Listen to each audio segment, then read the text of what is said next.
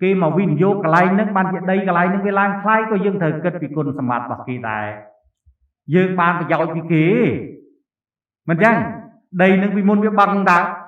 vì sre ta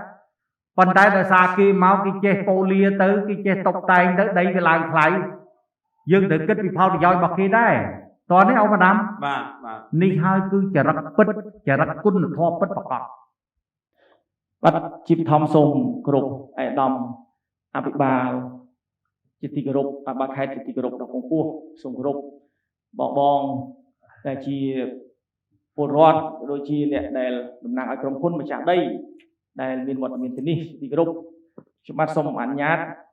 รีก้าปีปวดโดยชีดำนางเรื่องเปียป้อนชีมวยนึงตุ่มนอกะในโบราณเราชุดตมนี่ส่งจุดเรียบไอ้ดำไอ้ทาเปียป้อนชีมวยนึงกรมพลปัตตวีได้กอดสร้างสองบทเรียนเลือกจูนมองอมชีวรอดนี่ก็ลองโมนี่คือกอดเวอร์หรือเวียงกรมพลชีมวยนึงมาจากได้คืออัดเมียนบานปรับญาถอยต่างเทบ้างไอ้น้าปัตตวีไอ้น้ามองสำคัญไอ้น้าปัตตวีบ้างจังกอดเวอร์อัดเมียนญาถอยต่างเทวันนี้แต่กอดเวอร์กรมพลกอดเวอร์นี่คือเวอร์โดยข้อฉบับchỉ môi nó mà cha đầy và ai nam cha đầy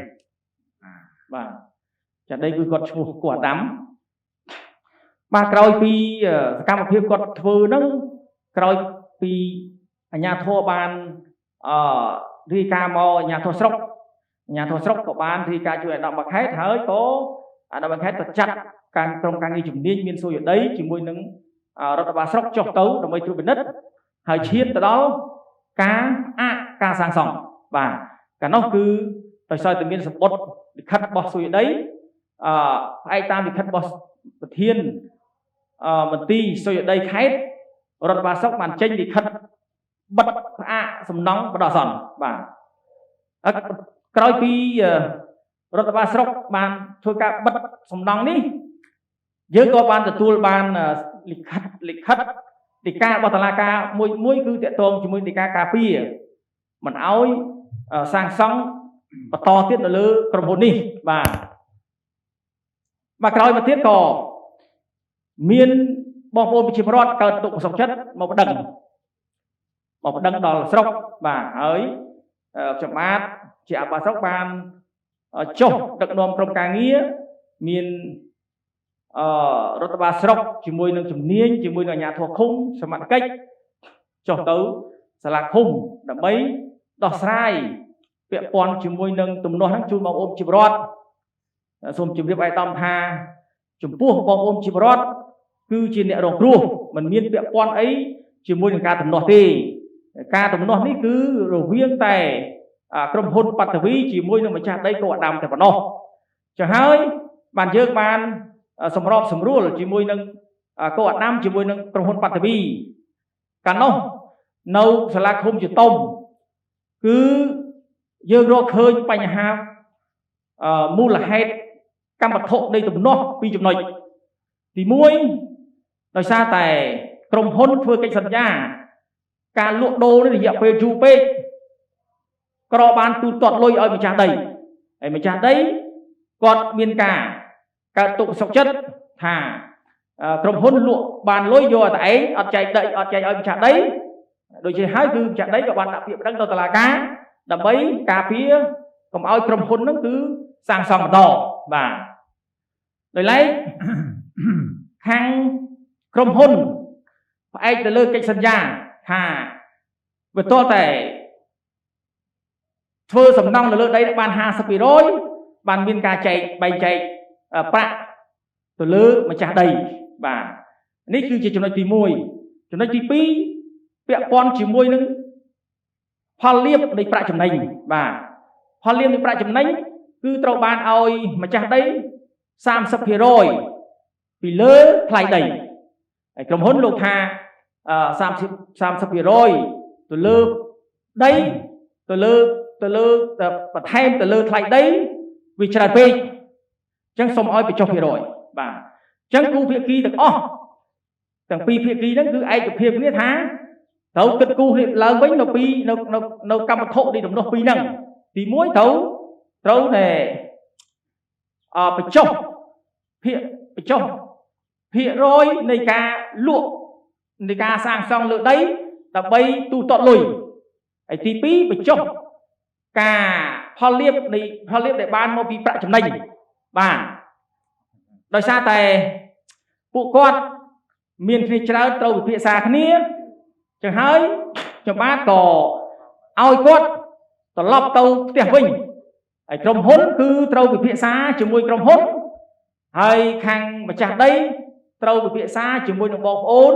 chỉ mùi nó có cồn hay dạo phê mùi sắp bản á dương nắng chuộc khá nia phía xa đỏ thiệt bà chẳng Kalau bi mà sắp bản trong các bạn có hào chơi những bóng ôn trong hốn chỉ mùi nâng mà chạc đấy màu xả sọc và màu xả sọc hỏi các bạn sọc số chỉ lực tí phí nó bê đề sọc số lực tí phí phía khi khang trong hốn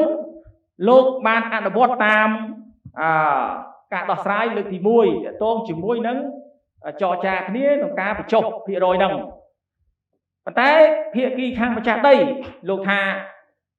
lục ăn tục chất trong hôn tê cuộc trong hôn thì dưới mình bứt thì dưới mình trống và chân lục há đập bay phải chọn đứng lục xong ơi trong hôn tình đây con do tem đỏ và còn lục đánh tem đỏ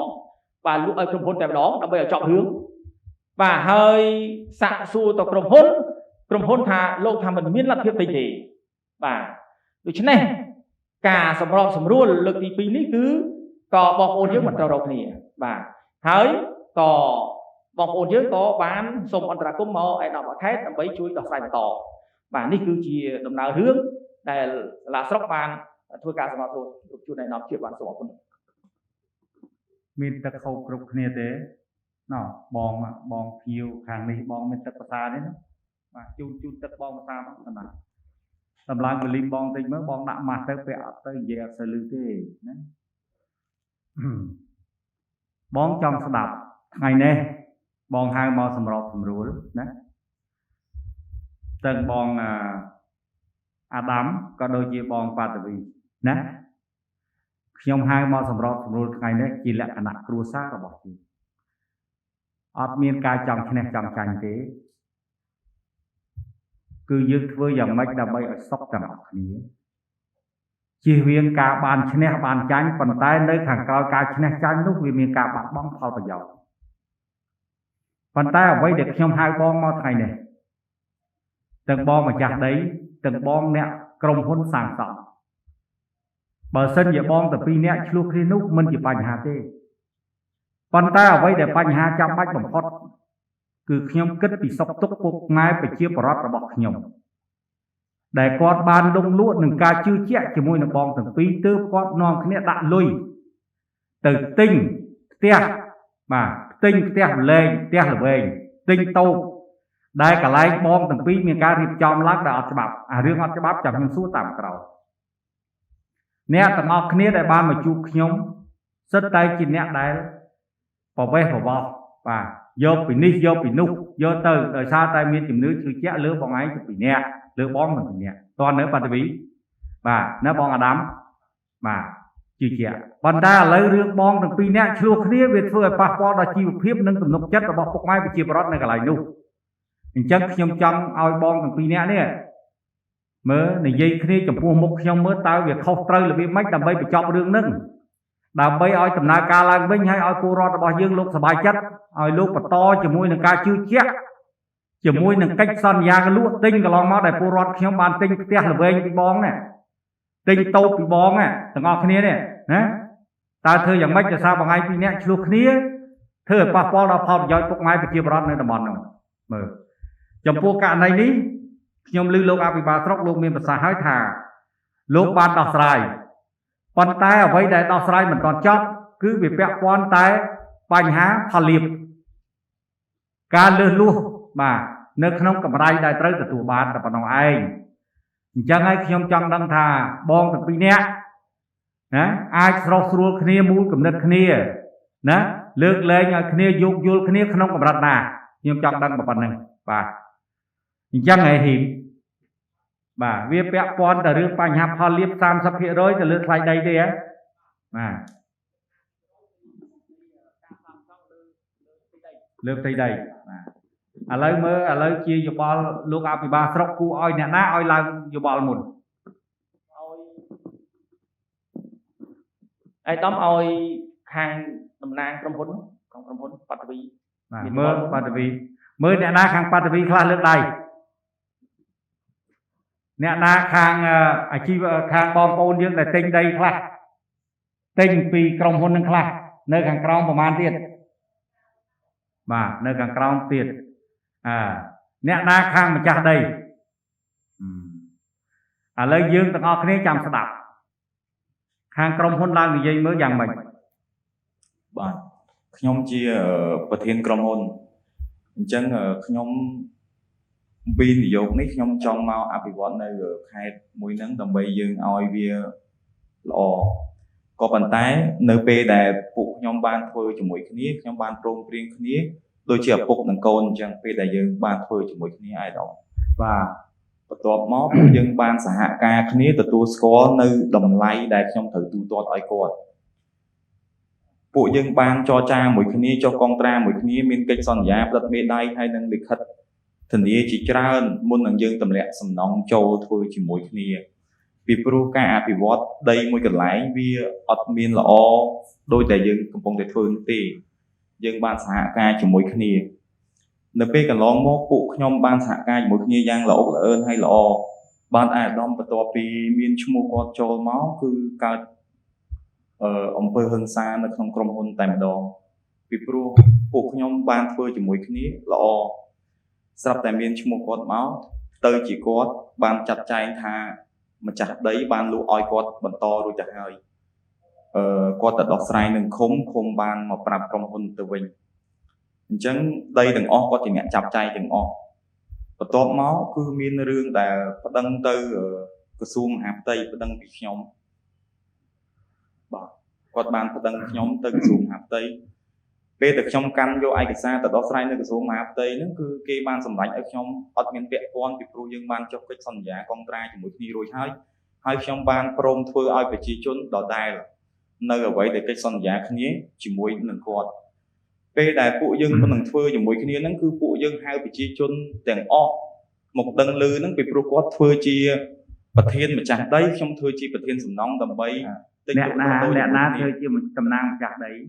cứ con chặt đấy ông mà chặt đây ông mà đam á ông mà đam tầm ông chặt đây bà khi mà chặt đây hay chắc bong sông xuân tách bong sông ôn thà cái lòng máu vì ấy bán thưa ca tầm nè nó muốn đừng dương chuyên châu ca sàng sóng cứ dương bán thưa ca tốt chỉ muốn mà chặt đây dương miếng cách prom priết thì hời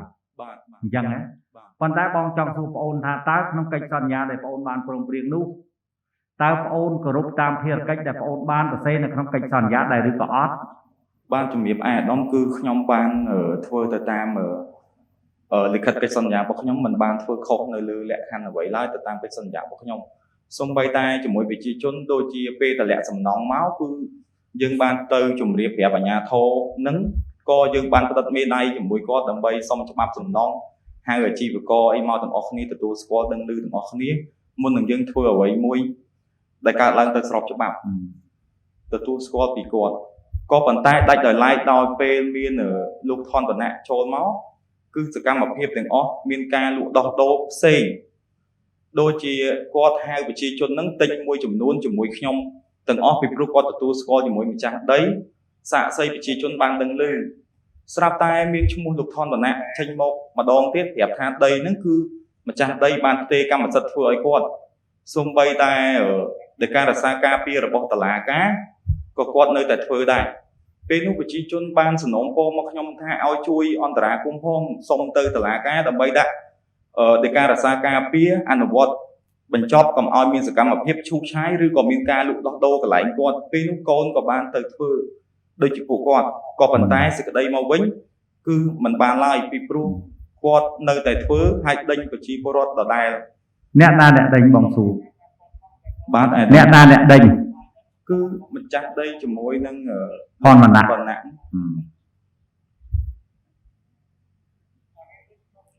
cùng nứt rồi bóc nhóm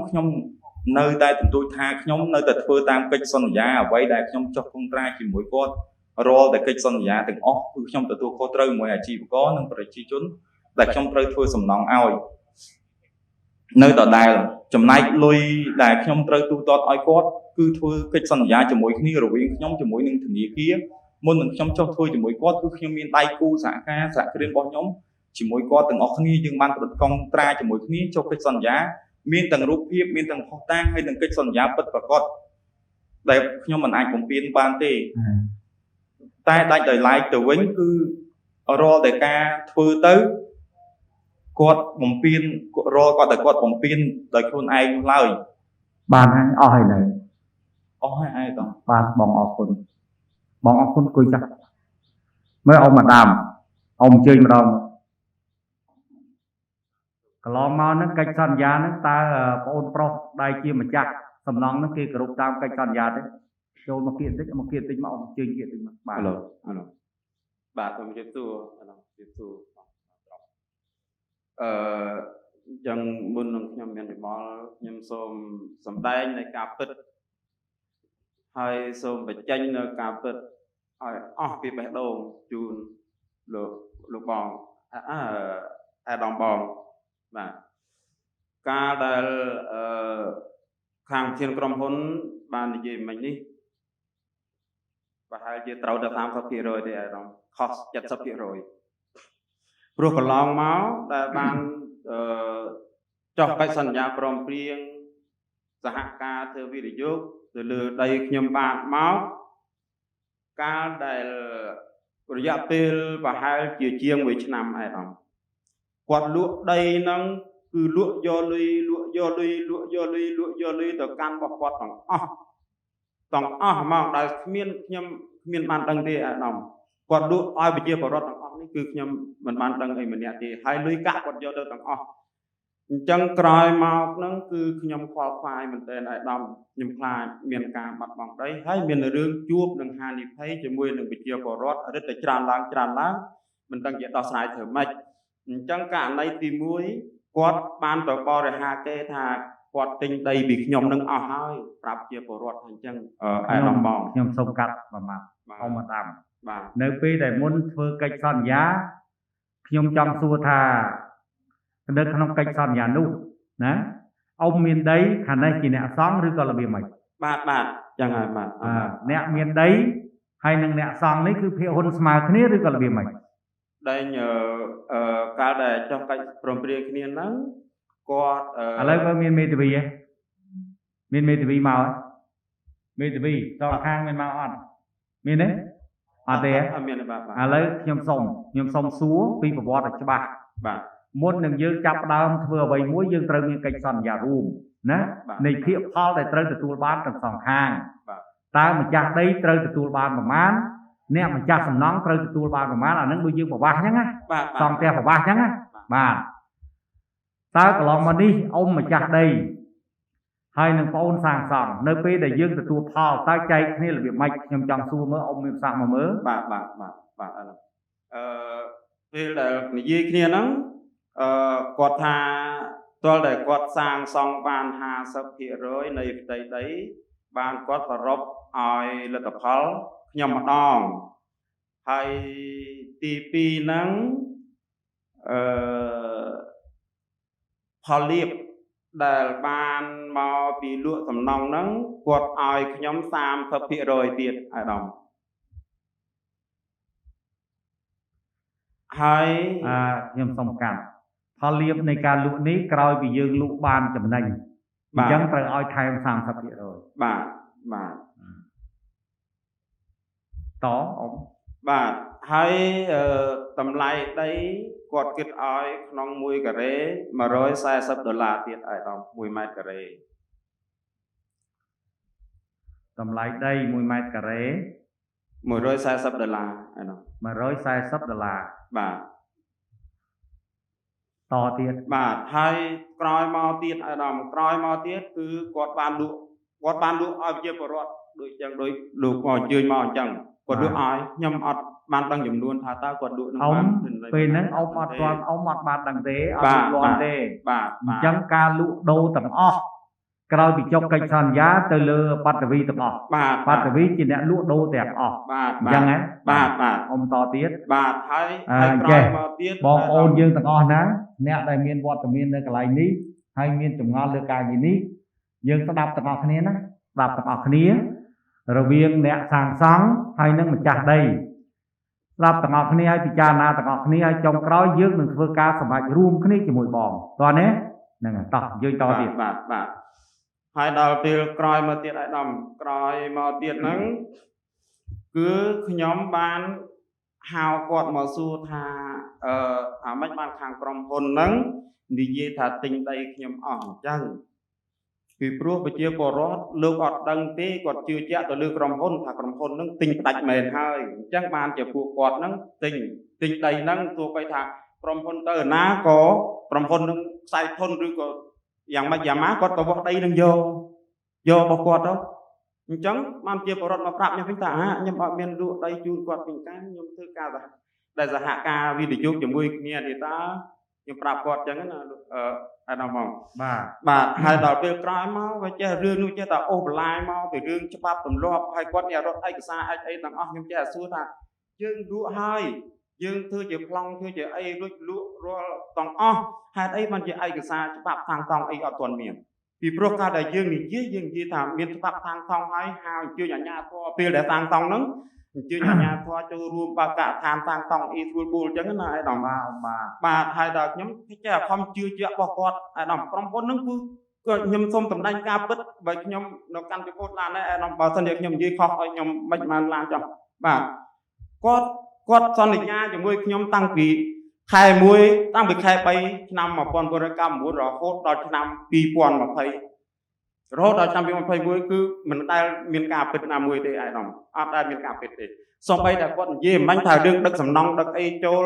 ទៅសាងសង់ហៅអាជ្ញាធរហៅវិជាបរដ្ឋទៅចូលរួមគឺជាការបំភ្លឺពិតប្រាកដគាត់ដឹកមកតែពេលយប់ទេ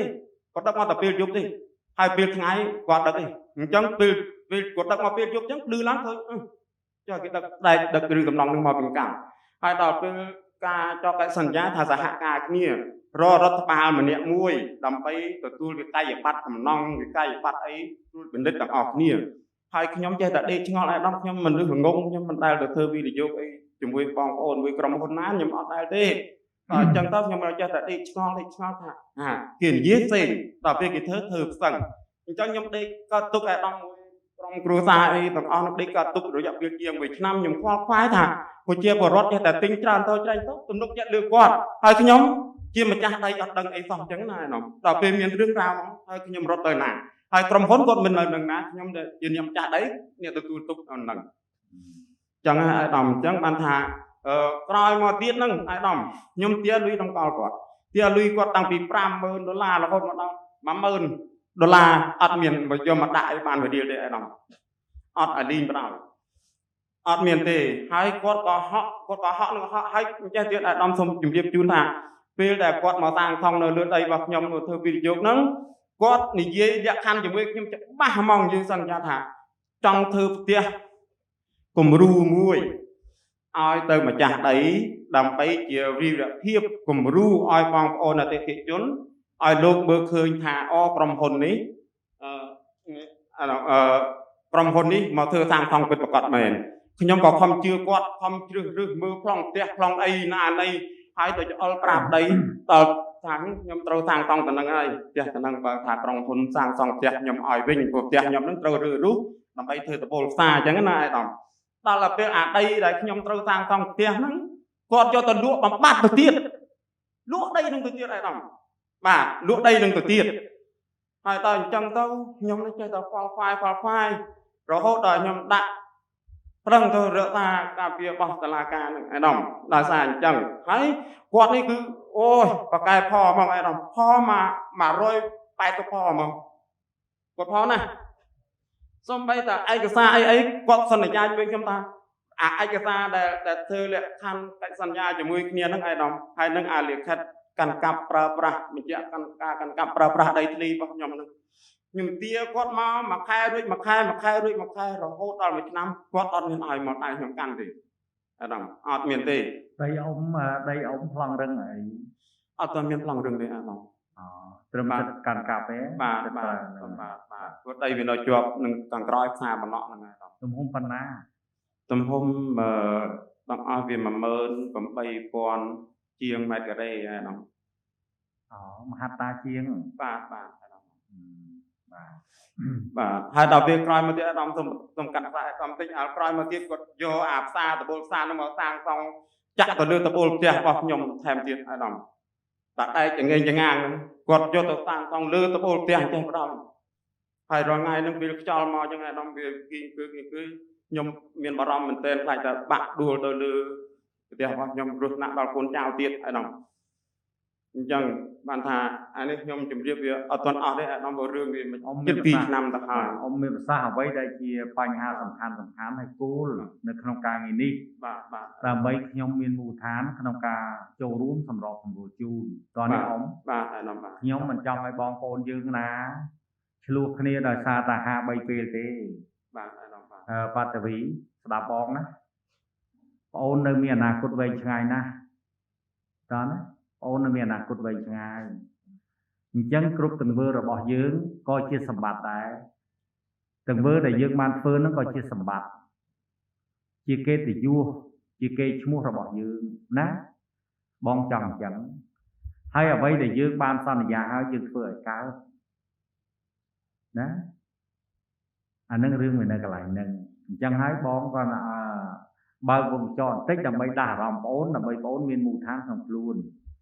ហើយមើលអ៊ំអាដាមអ៊ំមានប្រសាសន៍តទៀតគួយចាស់បាទអាដាមបាទហើយដល់ពេលក្រោយមកទៀតហ្នឹងវាចេះតែមានរឿងមានរ៉ាវរហូតអាដាមទៅខ្លាឃុំផងមកខ្លាស្រុកផងហើយដល់ពេលកន្លងមកដែលធំបំផុតរឿងអីបាទរឿងដែលទំនាស់ដែល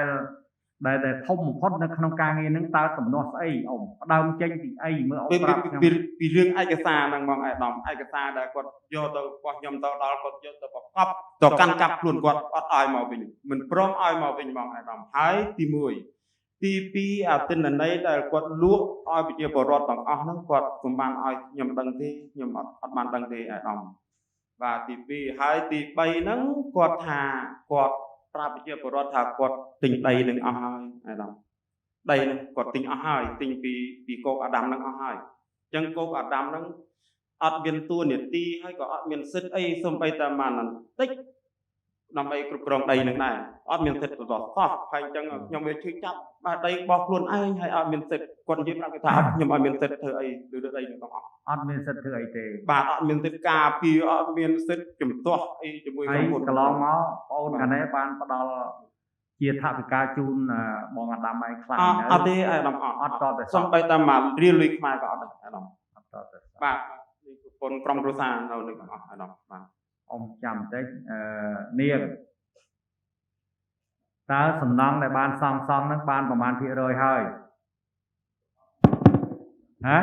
30% សំណង់ហ្នឹងបាន 30% ហើយបាទគម្រោងទាំងអស់ប្រមាណ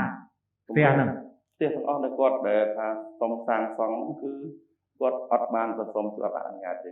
យើងទៅខាត់ទុកអត់ដឹងគាត់ចង់ធ្វើគម្រោងប្រមាណទេឥឡូវគម្រោងដែលបានសង់រួច 30% ហ្នឹងមានប្រមាណខ្នងធ្វើអត់ទាន់រួចអស់ទេគាត់ធ្វើជាបានចែកឯកជាសសរមានចំនួនប្រមាណដូច6 7ខ្នង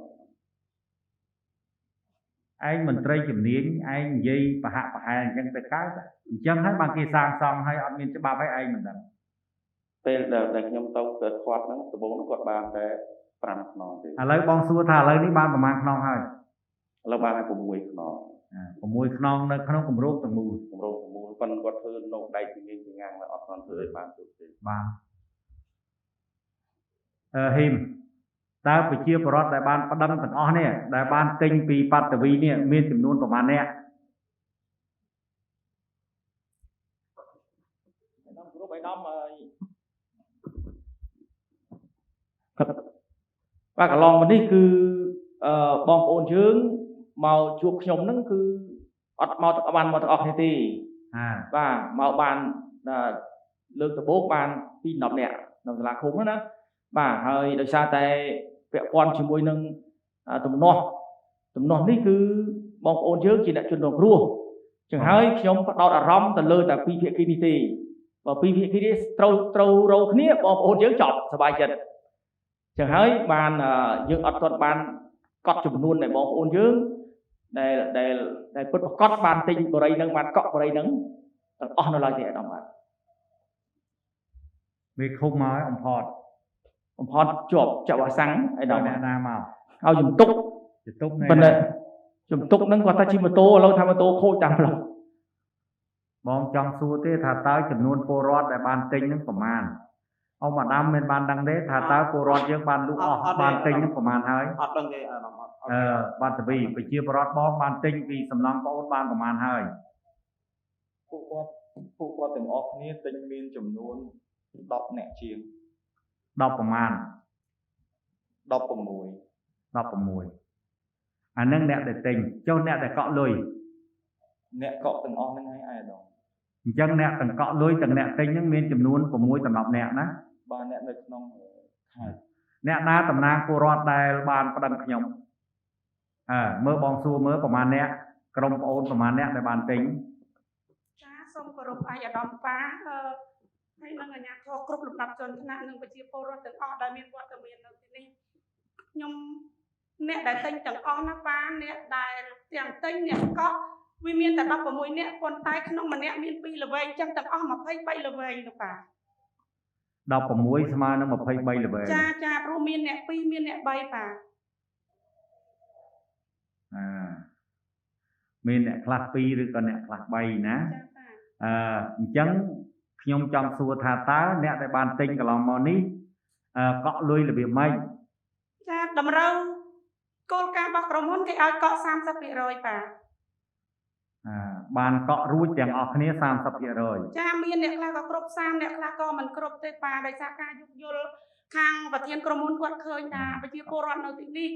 មានភាពក្រីក្រជាច្រើនអ្នកដែរអញ្ចឹងដើម្បីឲ្យមានផ្ទះមានបរិយាមានដីនៅកម្មសិទ្ធិរបស់ឯងគាត់ចេះតែលើកលែងអ្នកខ្លះ 20% អ្នកខ្លះ 30% អញ្ចឹងអ្នកខ្លះក៏10ទៀតប៉ា បានប៉ុន្តែឥឡូវហ្នឹងកក់ 30% ណានៅក្នុងទំហំ23ល្វែង ចាប៉ា បាត់វីបងចង់សួរថាគម្រោងនៃការសាងសង់ទាំងមូលមានចំនួនប្រមាណក្នុងគម្រោងដែលបងបានគ្រោងហ្នឹងឲ្យជាមួយនឹងអ៊ំអាដាមហ្នឹងតើមានប្រមាណ គម្រោងដែលខ្ញុំត្រូវសាងសង់ផ្ទះល្វែងដូចជា100ជាងអាយដង 100ប្រមាណ 100មក110ល្វែង110ល្វែងទៅ130ល្វែងវាបូកទាំង អត់អី តូបណាអាយដង បងគិតថាពី110ទៅ130ណា បាទ រួមបានប៉ុណ្ណឹងបានបងសួរអ៊ំចុះខ្ញុំចង់សួរអ៊ំមួយម៉ាត់ទៀតអំបញ្ញមិញបងអូនខាងក្រុមហ៊ុនគាត់មានប្រសាសន៍ថាការងារវារលូនប៉ុន្តែដោយសារតែមានបងអូនផនវណ្ណៈមកទើបការងារហ្នឹងវាមិនរលូនតើអ៊ំយ៉ាងម៉េចបានជាហៅផនវណ្ណៈមកចូលនៅក្នុងកិច្ចសន្យារបស់អ៊ំរវាងបងអូនបាត់វីជាមួយនឹងអ៊ំ បាទសូមគោរពអាដាមដោយសារបងអូនថនវណ្ណៈនេះជាអូនធររបស់ខ្ញុំដូចជាក្នុងក្រុមគ្រួសារតែមួយអញ្ចឹងគាត់មករស់នៅលើទឹកដីខ្ញុំហើយគាត់ជួលដីខ្ញុំនឹងតាំងពីឆ្នាំ2018 2019នោះអាដាមគាត់មកជួលដីខ្ញុំហ្នឹងហើយគាត់ហ្នឹងជាអូនធរជាសាច់រាប់អានដូចក្រុមគ្រួសារតែមួយអញ្ចឹងអាដាមហើយគាត់នឹងឲ្យដែលបានចង្អុលបង្ហាញឲ្យខ្ញុំនឹងរមេធាវីដើម្បីការពារនៅក្នុងសេចក្តីរឿងទាំងអស់ហ្នឹងអាដាមបាទគាត់បានជូនទៅរមេធាវីទេបាទអាដាមបាទ តែបើតាមបងស្ដាប់ទៅរឿងនេះដូចអត់មានរឿងអីសោះ បាទគាត់អត់មានតកាងអត់មានតស្អីទេ អត់អីទេអ៊ំបាទបងស្ដាប់ទៅរឿងនេះដូចអត់មានរឿងអីធំរឿងអត់ធំហើយរឿងអីអត់រឿងធំអញ្ចឹងឲ្យឆ្លោះគ្នាអ៊ំ វាអត់ទុកចិត្តទៅលើក្រុមហ៊ុននេះ ខ្ញុំដឹងថាបាត់បង់ជំនឿនិងទំនុកចិត្ត បាទ ឥឡូវយើងកែទៅហើយយើងអនុវត្តតាមកិច្ចសន្យាទាំងអស់គ្នាវិញទៅឥឡូវយកកិច្ចសន្យាខាងដើមយកមកធ្វើឡើងវិញណាអ៊ំណាឥឡូវចំពោះប្រជាពលរដ្ឋវិញឥឡូវខ្ញុំខាងក្រុមហ៊ុនបាននិយាយហើយអ៊ំម្ចាស់ដីបានមានប្រសាសន៍ហើយ អូនតំណាងឲ្យពុកម៉ែពលរដ្ឋយើងណាទាំងមក23ល្វែងនេះតើសំណុំពរអីអ្នកណាមានសំណុំពរអីឡើងមកបងសួរមកមានទេអ្នកនៅខាងក្រោមមានសំណុំពរអីឡើងមកបងចាំស្ដាប់មកអ្នកណាឥឡូវមកខាងពុកម៉ែពលរដ្ឋយើងម្ដងណាសំណុំពរមកបងមើលសំណុំពរយ៉ាងម៉េច សូមគោរពលោកពូអភិបាលខេត្តសូមគោរពបងទាំងអស់នៅទីនេះសំណុំពររបស់ខ្ញុំចង់សំណុំពរទៅលោកពូឲ្យជួយរកបញ្ហាដោះស្រាយឲ្យនឹងចំពោះពួកគាត់ដែលបាននាំគ្នាមកសហការគ្នាឲ្យរកស៊ីជាមួយគ្នាបើធ្វើបាបអ្នកអតិថិជនទិញឲ្យពិបាកចិត្តដោយសារពួកគាត់រឿងត្រង់ហ្នឹងហេតុអ្វីយករឿងសងផ្ទះល្វែងយកមកលេងសើចជាមួយពួកខ្ញុំដែលខំទិញនេះជឿជាក់រកលុយទិញហើយទី2សំខាន់បងម្ចាស់ដីគាត់ជាអ្នកនៅទីនឹងផ្ទាល់ហ្មងបាទទំនុកចិត្តដោយសារគាត់បាទបងក៏បដាំគាត់ដាំដោយសារតែទំនុកចិត្តរបស់គាត់នោះអ្នកនៅលំនៅឋានបាទលំនៅឋានមិនមែនទិញដីឯណាដល់ទុកខ្ញុំនឹងយ៉ាងไรទុកចិត្តទាំងអស់ហើយបានចុងក្រោយនឹងបានមកជួបគ្នានៅអូហ្វីសកិច្ចសន្យាមាននិយាយជាមួយគ្នាឡើងអស់អាលីងធ្វើឲ្យកក់ក្ដៅទុកចិត្តដល់ខ្ញុំនឹងបងលុយផ្ដាច់ទៀត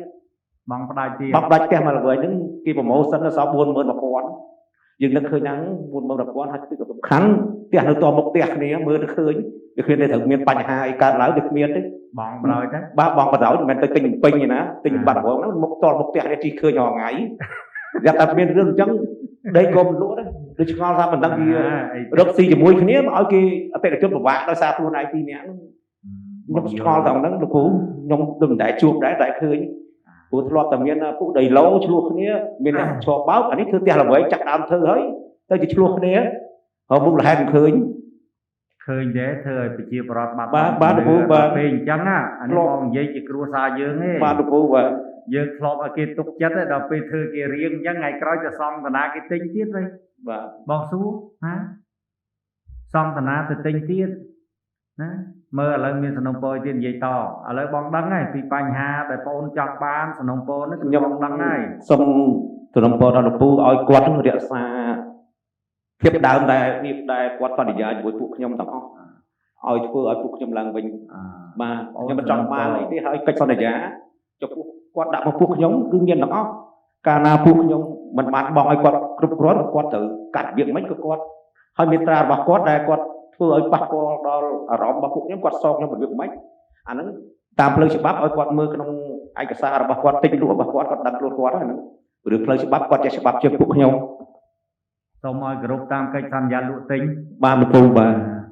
ហើយបើត្រូវសងគេបាទលោកគ្រូអាហ្នឹងចឹងរឿងវានៅកន្លែងហ្នឹងតែច្បាប់គឺវាមានផលប្រយោជន៍នៅពេលហ្នឹងបាទលោកគ្រូច្បាប់គឺអញ្ចឹងណា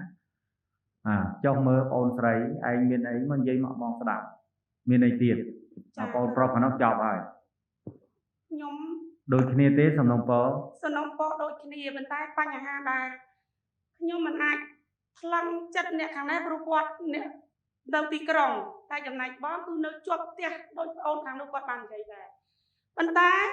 ចំពោះរឿងខ្ញុំប៉ុណ្ណេះផងគាត់អត់បានគោរពសម្ដីទេប៉ាខ្ញុំទិញតូបលើកទី1នៅលើដីរបស់គាត់សន្យាឲ្យខ្ញុំនៅលក់ដូរបងតែថ្លៃដីអូននៅមួយជីវិតទៅខ្ញុំទៅទិញតូបគេបន្ទាប់មកបាន11ខែគាត់មកដេញខ្ញុំឲ្យរុះរើតូបហ្នឹងណាប៉ាថាគាត់បានសហការក៏បានសាងសង់លក់ដូរជាមួយនឹងក្រុមហ៊ុនហើយដល់ពេលបើឯងចង់បានដីចង់បានផ្ទះកម្មសិទ្ធិរបស់ឯងទៅទិញពីក្រុមហ៊ុននៅខ្ញុំក៏រាប់អានគាត់មិនធម្មតាដែរប៉ាអញ្ចឹងខ្ញុំក៏មានជំនឿទុកចិត្តច្រើននៅពេលដែលគាត់និយាយអីទាំងអស់គឺខ្ញុំស្ដាប់តាមគាត់ទាំងអស់ដូចតែពុកម្ដាយបង្កើតអញ្ចឹងខ្ញុំទៅទៀតគាត់ថាចេះបើអញនៅតែជួលគេបន្តទៀតទិញតោបប៉ាអស់40លានតែនៅលើដីរបស់គាត់ពីដំបូងខ្ញុំគិតថាបើខ្ញុំមិនរកដំណោះស្រាយទិញដីទិញបរិយាពីក្រុមហ៊ុនបតវីឲ្យបានទេថ្ងៃណាមួយឈ្មោះកោកអាដាមពិតជាមិនដេញខ្ញុំទៀតខ្ញុំនឹងរកដំណោះស្រាយគ្មានពីណាគេជួយរកដំណោះស្រាយមានតែខាងអង្គការប្រសាទជួយរកដំណោះស្រាយឲ្យខ្ញុំគេក៏ឲ្យខ្ចីលុយខ្ញុំខ្ចីលុយគេមកទិញបានមួយល្វែងពីដំបូងឡើយដោយការឃើញគាត់ដឹកសំណង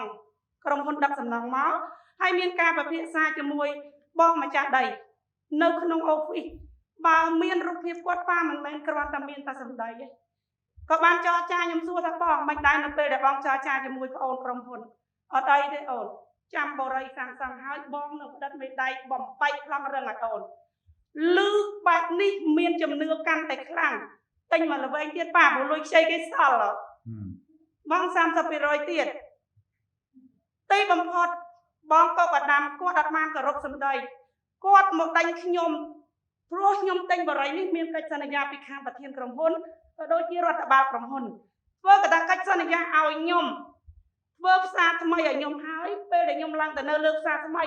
ទៅមកដេញទីតាំងខ្ញុំហើយរុះធ្វើបរិយសងខ្ញុំតែឲ្យមានកន្លែងឲ្យខ្ញុំនៅសិនព្រោះតូបនេះខ្ញុំបានទិញទៅបាន11ខែអញ្ចឹងណាប៉ាអញ្ចឹងពេលនោះបងកបអាដាមអត់គោរពសម្ដីមកដេញខ្ញុំជារៀងរាល់សប្តាហ៍ដេញចុះដេញឡើងទាំងដេការបស់តុលាការមកបាត់ចេះស្ដាប់សិនកាន់ទៅវិញឥឡូវហ្នឹងគាត់ដេញឲ្យបងអូនចេញឲ្យនៅកូនអត់ចេញទេគាត់យកអាត្រាក់ទ័រមកឈូសទាំងយប់ប៉ាឥឡូវឈូសឲ្យនៅឈូសបារាយអស់បន្ទប់ទឹកបន្ទប់អីហើយចុះមិនចង់អ៊ំអាដាមអត់ទេអាដាមគាត់និយាយពិតទេហ៎ខ្ញុំឈូសដីដើម្បីសម្រួលលុបក៏លុបឲ្យជាបរដ្ឋដែលលោកអញ្ជើញមកពីស្រុកពីភូមិនោះបានលក់ផ្លែបកាអ៊ំក៏ខ្ញុំអត់ទាន់នេះដែរអត់ទាន់ទទួលបងខាងនេះក៏មិនទាន់ទទួលអូននេះហ៊ីមអភិបាលស្រុកត្រូវពិនិត្យរឿងដែលបងស្រីបន្ថែមពីរឿងមិញបន្ថែមពីរឿងចំនួនរវាងក្រុមហ៊ុនហ្នឹងណាចុះទៅមើលឲ្យបងតើបានធ្វើមែនទេបើសិនជាអ៊ំអាដាមគាត់បានណាសន្យាជាមួយនឹងជួលទៅឲ្យបងស្រីហើយតែជាបានជាគាត់ទៅបំពេញអញ្ចឹងអ៊ំត្រូវសងគេតាន់ខ្ញុំឲ្យគេចុះទៅគេសិនណាបាទតែបើពិតជាអញ្ចឹងមែនអ៊ំត្រូវតែមានការទទួលត្រូវកុំឲ្យបាត់បង់នៅតម្លៃដែលគេគោរពអ៊ំក្នុងនាមជាឪពុកនៅក្នុងមូលដ្ឋានតាន់ទេតាន់បានអញ្ចឹងបានប៉ុណ្្នឹងបានណាបងឲ្យធ្វើឥឡូវបងមកចូលដល់រឿងធំដែលត្រូវដោះវិញណាតាន់ទេតោះបានអញ្ចឹងបានឥឡូវខ្ញុំចង់សួរមកដាវីឡើងមកបងសួរឥឡូវបងសួរសិនណាបងអូនប៉ាត់តាវីហើយនឹងអ៊ំអាដាមតើអ៊ំចង់បញ្ចប់សំណុំរឿងនឹងទេបាទចង់បាទបើសិនជាចង់ខ្ញុំត្រូវឲ្យអ៊ំហើយនឹងបងប្រុសត្រូវបើកបេះដូងឲ្យទលាយទាំងអស់គ្នា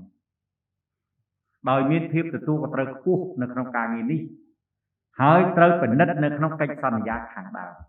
តាន់ទី1ណាបាទទី1គឺអញ្ចឹងគឺគោរពទៅតាមកិច្ចសន្យា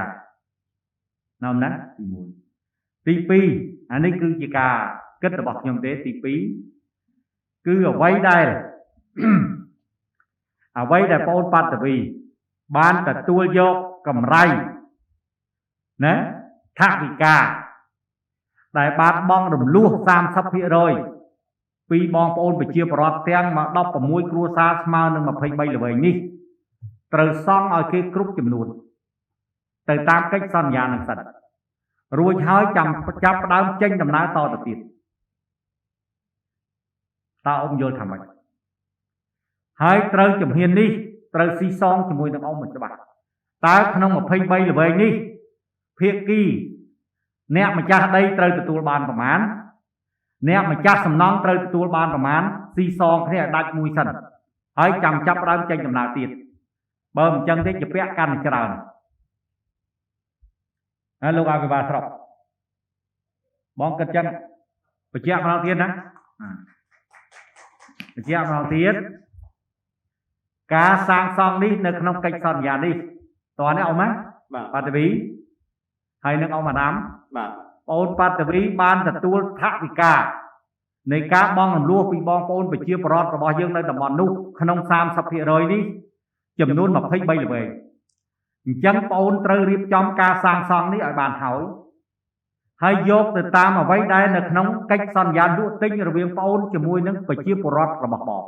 តាន់បាទហើយសាងសង់ឲ្យរួច23ល្វែងហ្នឹងហើយក្នុង23ល្វែងនេះគឺបាននិយាយថាជាជំហានមួយរវាងម្ចាស់សំណង់ហើយនិងម្ចាស់ដីតើនេះស៊ីសងគ្នាឲ្យដាច់ស្រេចសិនម្ចាស់សំណង់បានប្រមាណម្ចាស់ដីបានប្រមាណស៊ីសងគ្នាឲ្យដាច់រួចហើយចាំចេញដំណើរទៀតដល់ខ្ញុំនិយាយអ៊ំតើណែនាំបាទ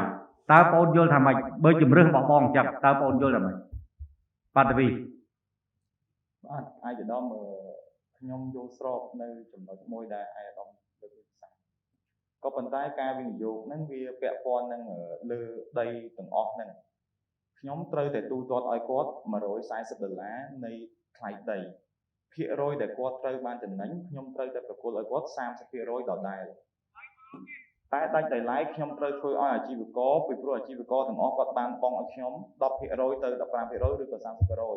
អញ្ចឹងនៅលើទំហំដី18352ការ៉េហ្នឹងគឺ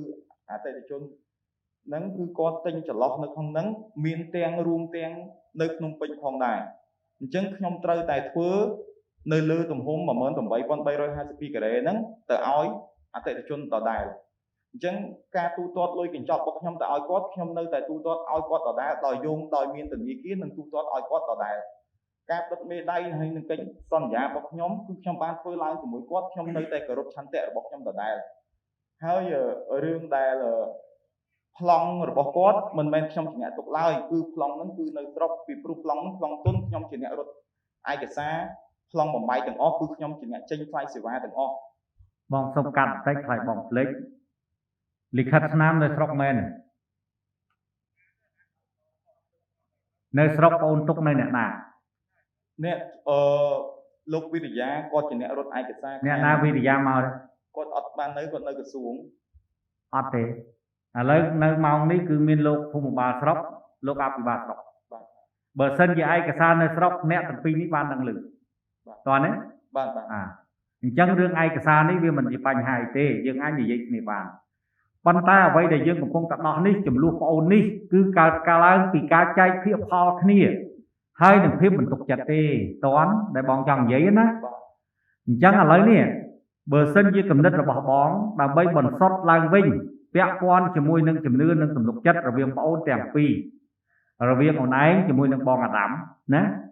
ជាគំនិតរបស់បងនៅក្នុងកិច្ចសន្យារួមរក្សាដដែលចោះប៉ុន្តែនៅក្នុងការសាងសង់ត្រូវបែងចែកចេញជាដំណាក់កាលតើជំហានមួយដែលមានបញ្ហានេះត្រូវតែបន្សុទ្ធឲ្យស្អាតសិនឃ្លាគ្នាឲ្យស្អាតសិនតើណា23ល្វែងសាងសង់រួចព្រោះបងអូនធានាលើការសាងសង់មិនអញ្ចឹងហើយបងអាដាមគឺធានាខាងបញ្ហាផ្ទៃដីអញ្ចឹងរៀបចំឲ្យរួចរាល់ក្នុង23ល្វែងនេះរួចទូទាត់គ្នារួចចាប់ផ្ដើមឡើងគម្រោងមួយជំហានទៀតនៅក្នុងផែនការមេរួមតើបាទនៅក្នុងផែនការលើផ្ទៃដី18000ម៉ែត្រការ៉េនេះតើណាដែលមានទំហំពី110ទៅ130ល្វែងនេះមិនអញ្ចឹងអាហ្នឹងគឺផែនការមេអញ្ចឹងផែនការដែលយើងអនុវត្តគឺយើងបែងចែកជាដំណាក់កាលឥឡូវដំណាក់កាលទី1ដែលមានបញ្ហានេះគឺយើងយកដំណាក់ធ្វើជាដំណាក់កាលទី1ទៅគឺ23ល្វែងនេះដំណាក់កាលទី1ដំណាក់កាលទី1នេះលទ្ធផលដែលបានសាងសង់រួចទទួលបានរបៀបម៉េចត្រូវបូកបញ្ជីហើយគិតទាំងអស់គ្នាអ្នកណាបានប្រមាណទូទាត់គ្នាឲ្យដាច់តើបាទលុយគឺទទួលបានខាងសាងសង់ប្រមាណខាងម្ចាស់ដីប្រមាណប៉ុន្តែសំណង់ត្រូវឲ្យបងប្អូនប្រជាពលរដ្ឋណាអតិថិជនដែលលោកមានជំនឿត្រូវសាងសង់ឲ្យលោកឲ្យបានទាន់ពេលវេលាបាទតែប៉ុណ្ណឹងហើយច្បាប់ទម្លាប់រត់មកចោះបងនឹងចុះហត្ថលេខាឲ្យកុំធ្វើអត់ច្បាប់អត់ទម្លាប់តទៅទៀតរឿងមិនតែប៉ុណ្ណឹងតើអ៊ំយល់ថាម៉េចដូចខ្ញុំនិយាយចឹងបាទអាដាមខ្ញុំអត់ជំទាស់អីទេអាដាមប៉ុន្តែខ្ញុំគ្រាន់តែសំណូមពរថាដីខ្ញុំហ្នឹងវាមាន zone A វាមាន zone B អញ្ចឹងណាអាដាមពីមុនមកដីហ្នឹងវា4ជ្រុងអញ្ចឹងហើយដល់ពេលផ្សារហ្នឹងតើកើតនៅហ្នឹងខាងអាជ្ញាធរលោកទៅសំឲ្យខ្ញុំនឹងពុះផ្លូវអញ្ចឹងណាបាទពុះធ្វើផ្លូវចូលផ្សារចូលទៅផ្សារខាងក្រោយផ្សារហ្នឹងអញ្ចឹងក៏ខ្ញុំនឹងដាក់សម្បទានជូនរដ្ឋដីហ្នឹងទៅតឹង5ម៉ែត្រហើយនឹងបដ 60ម៉ែត្រតាំងពីអ៊ំវាឃុំចាស់នៅតាំងងប់បាទអងប់បាទតាំងពីអងប់មកម៉ែអងប់ហើយកាលហ្នឹងខាងភូមិបាលស្រុកហ្នឹងបងបឿពៅបាទបឿពៅហើយអញ្ចឹងខ្ញុំថាកាលដែលខ្ញុំលើកពីដើមឡើយកាលនៅដោះស្រាយនៅលោកអភិបាលស្រុកកកក៏ខ្ញុំសំណូមពរដែរថាខ្ញុំចង់លក់ផ្ដាច់ឲ្យគាត់តែម្ដងពីព្រោះខ្ញុំវាអស់ជំនឿទុកចិត្តលើក្រុមហ៊ុននេះហើយខ្ញុំសូមបន្ថែមតិចសូមបន្ថែមតិចអញ្ចឹងគាត់ថាគាត់អត់មានតែលទ្ធភាពទិញទេដីហ្នឹងដោយអាដាមបាលស្រុកមានប្រសាសន៍អញ្ចឹងអាដីខ្ញុំអាស៊ុន A ហ្នឹងអាដាមវាមានជាង5000ម៉ែត្រការ៉េហើយអញ្ចឹងខ្ញុំថាឲ្យទិញដីខ្ញុំហ្នឹងសាងសង់ឲ្យជាបរិវត្តចោះ ហើយដីហ្នឹងខ្ញុំអត់មានគិតភាគរយពីអីទៀតទេខ្ញុំអត់ចង់បានទេខ្ញុំគិតតែថ្លៃដីទេហើយបើគាត់អត់មានលទ្ធភាពទៀតខ្ញុំឲ្យគាត់គិតតាមដំណាក់កាលទៅដំណាក់កាលសងខ្ញុំក្នុងដំណាក់កាលប្រមាណកាលទី2ម៉ានទី3ម៉ានអញ្ចឹងដែរអាដាមអាហ្នឹងខ្ញុំទំនុំពោអញ្ចឹងវិញអាដាម អូនតាអូនតាអ៊ំណាឥឡូវចេះឥឡូវបងគិតថាវានឹងចេញនៅយន្តការមួយទៀតជំរឿសមួយទៀតជំរឿសហ្នឹងល្អដែរ បាទ នៅក្នុងថ្ងៃនេះបងក៏ដូចជាមេគ្រួសាររបស់យើងនៅក្នុងខេត្តបងមិនចង់ឲ្យបងប្អូនពុកម៉ែយើងណាដែលលោកមានការឆ្លោះគ្នាណាប្រកែកគ្នាប្តឹងគ្នាទេទី1វាប៉ះពាល់ដល់ពេលវេលាណាអ៊ំណាអ៊ំអាដាម បាទ ទី2វាប៉ះពាល់នឹងផលប្រយោជន៍ទី3វាធ្វើឲ្យមានការបាត់បង់នៅចំណងមិត្តភាពណាអ៊ំណា បាទអាដាម ហើយការប្តឹងផ្ដាល់នេះវាមិនមែនជាអសតទេបាទវាជាថ្នាំពុលវាជាមេរោគដែលធ្វើឲ្យយើងបាត់បង់សុខភាពរាងកាយយើងជាប្រចាំពីមួយថ្ងៃបាត់បន្តិចមួយថ្ងៃបាត់បន្តិចដោយសារក្តីកង្វល់ទាំងអស់នេះតោះនេះអ៊ំ បាទ អញ្ចឹងហើយបានខ្ញុំដោយសារតែពុកម៉ែពលរដ្ឋយើងលោកបានហៅមកនេះក៏ខ្ញុំបានប្តឹងផ្ដាល់មកនេះក៏ខ្ញុំត្រូវអញ្ជើញអ៊ំហើយនឹងប្អូនប្រុសខាងក្រុមហ៊ុនមកដោះស្រាយឥឡូវមើលបងចង់ដឹងពីប្អូនខាងក្រុមហ៊ុនបើសិនជាអ៊ំម្ចាស់ដីលោកណាលោកបានសនំពរថាបញ្ឈប់នៅការងារតំណាក់តំណងលើការឆែកពីហ៊ុនគ្នាហើយអញ្ចឹងដីនេះគាត់ផ្ទេរផ្ដាច់ទៅឲ្យជូនអ៊ំនៅក្នុងជូនទៅប្អូនអ្នកសាងសង់នៅក្នុងតម្លៃប្រងព្រៀងដដែលមិនអញ្ចឹងហ៎ បាទ បាទតើប្អូនអាចមានលទ្ធភាពយកទេយកជារួមឬក៏យកជាដំណាក់កាលពេលហ្នឹងបងដឹងពីចរិតរបស់ប្អូនណាប្អូននិយាយមក បាទជំរាបអាយអាដាមខ្ញុំសូមនិយាយចំណុចដែលពួកខ្ញុំគាត់បានលើកឡើងមកដូចជាការលក់ផ្ដាច់អញ្ចឹងខ្ញុំចង់និយាយថាពេលដែលការលក់ផ្ដាច់ពួកខ្ញុំបានចរចាគ្នាជាមួយគាត់ម្ដងរួចទៅហើយពីមុនដែលយើងទិញលក់ដោះដូរជាមួយគ្នាវិនិយោគជាមួយគ្នាតម្លៃ$140នេះមិនមែនជាឯកតាមួយដែលខ្ញុំត្រូវទូទាត់ឲ្យគាត់នោះឡើយគ្រាន់តែជាឯកតាមួយសម្រាប់ពេលដែលខ្ញុំវិនិយោគហើយនឹងទិញលក់ដោះដូរជាមួយគាត់យកតែគាត់ទុកពេលវេលាឲ្យខ្ញុំនឹងថែម30%ទៀតទៅឲ្យគាត់ពេលនោះទើបខ្ញុំបានព្រមព្រៀងចុះកិច្ចសន្យាជាមួយគាត់ចំណែកដីដែលគាត់ដែលចង់លក់ដោះដូរឲ្យខ្ញុំគឺខ្ញុំអាចនឹងទិញអ្វីមួយដែលខ្ញុំអាចនឹងទទួលយកបានពីព្រោះដីនៅកន្លែងនោះវាមានតម្លៃរបស់វាទីផ្សាររបស់វាមានត្រឹមតែ$10ទៅ$15គឺឬក៏$20នោះឡើយពីព្រោះខ្ញុំបានទិញរួចទៅហើយដីនៅកន្លែងហ្នឹងក៏ប៉ុន្តែដាច់ដライដីរបស់គាត់$140នេះដោយសារតែគាត់បានវិនិយោគឲ្យទិញលក់ដោះដូរជាមួយខាងអចលនៈទ្រព្យរបស់ខាងពួកខ្ញុំទើបខ្ញុំនឹងគាត់ទុកពេលវេលាឲ្យខ្ញុំទើបខ្ញុំបានព្រមធ្វើជាមួយគាត់អញ្ចឹងបើសិនជា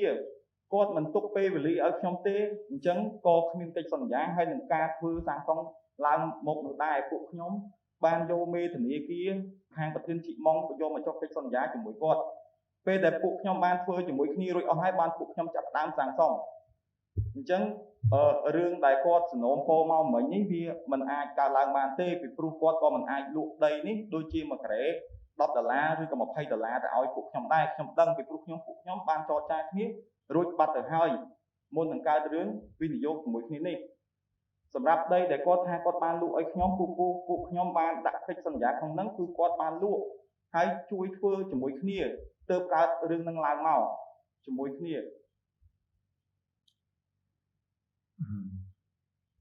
បងយល់ប៉ុន្តែអ៊ំអាដាមខ្ញុំក៏ជាមនុស្សនៅក្នុងខេត្តនេះដែរដីនៅតំបន់នោះដូចវាមិនទាន់ឡើងរហូតដល់140ទេអ៊ំបាទណាអញ្ចឹងបើសិនជាអ៊ំយើងមានកិច្ចសន្យាខ្លះបងអត់ចង់ឲ្យបងប្អូនយើងយកប្រៀបលើគ្នាទេតើទេបាទយើងយកប្រៀបលើគេចុះបើគេយកប្រៀបលើយើងឈឺចាប់អត់យើងត្រូវគិតអញ្ចេះវិញណាអ៊ំណាបាទគេយកប្រៀបលើយើងឈឺចាប់ណា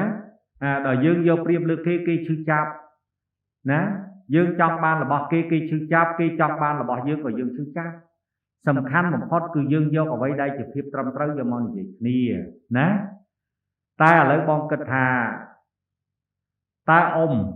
អាចនិយាយក្នុងតម្លៃស្ថានភាពទីផ្សារសេរីនៅទីនោះក្នុងការលក់ដូរឲ្យបងប្រុសដើម្បីបញ្ចប់បញ្ហាឬក៏យ៉ាងណាមើលខ្ញុំចង់សួរអ៊ំដែលជាម្ចាស់ដីដើម្បីខ្ញុំចង់ស្ដាប់បើសិនជាហេតុផលវាត្រឹមត្រូវហើយ ទីនោះទីផ្សារសេរីវាប៉ុណ្ណាហើយបងប្រុសខាងក្រុមហ៊ុនអាចមានលទ្ធភាពយើងទទួលយកហើយបើសិនជាមិនមានលទ្ធភាពទទួលយកទេហើយបញ្ហានេះមិនដោះស្រាយមិនបានទេនៅចំណុចដែលខ្ញុំជម្រាបជូននេះខ្ញុំនឹងជម្រើសយកបាទជ្រើសរើសយកចំណុចមួយទៀតដើម្បីឲ្យអ៊ំយកមកពិចារណាទាំងអស់គ្នាឥឡូវជម្រើសចំណុចមួយនេះតើយ៉ាងម៉េចតើអ៊ំអាចនិយាយតម្លៃបានទេថាតើលក់ឲ្យប្អូនឲ្យដាច់តែម្ដងមិនឲ្យមានការពាក់ព័ន្ធទេលក់ដីដាច់បាទមិនចង់តើអ៊ំនិយាយមើលតើតម្លៃប្រហែលតើប្អូនខាងនេះគេអាចទទួលយកបានដែរឬក៏អត់អញ្ចឹងក៏តាមប្រសាសន៍របស់អាដាមអត់អីទេអាដាមអាចដូចថាយើងនិយាយគ្នាបានអមថាគាត់បានដាក់តម្លៃឲ្យខ្ញុំហ្នឹងក្នុង1ម៉ែត្រការ៉េ$140អញ្ចឹងបើថាគាត់អាចដូចថាសុំចោះថ្លៃអីទៀតអាហ្នឹងយើងអាចជជែកគ្នាសិនហើយពាក្យសារមួយក្រុមគ្រួសារអីចឹងទៅណាអាដាមបាទអត់អីមើលបងអូនខាងបតវីឯងយល់ថាម៉េចដែរបងចង់ស្ដាប់ដែរនៅចំណុចដែលគាត់លើកឡើងមិញនេះខ្ញុំគិតថាគាត់គិតទៅការពិភាក្សារបស់គាត់ពិតជាមិនបាននៅក្តីសម្រេចឡើយនៅមិនបាននៅទីផ្សារសេរីបាទពីព្រោះពេលដែលខ្ញុំធ្វើនោះវាដីហ្នឹងគឺគេហៅថាដីវាមិនទាន់វិនិយោគពេលដែលខ្ញុំធ្វើឲ្យផ្ទុកបានន័យថាខ្ញុំរៀបតំបន់សេដ្ឋកិច្ចឲ្យទីផ្សារនៅគម្រោងរបស់ពួកខ្ញុំធ្វើឡើងមកឲ្យវាសេដ្ឋកិច្ចផ្ទុកអញ្ចឹងពេលដែលខ្ញុំត្រូវទិញគាត់មុនដំបូងហ្នឹងគឺខ្ញុំត្រូវទិញតែតម្លៃដែលខ្ញុំអាចធ្វើទៅបាននៅហិរញ្ញវត្ថុរបស់ពួកខ្ញុំតែប៉ុណ្ណោះ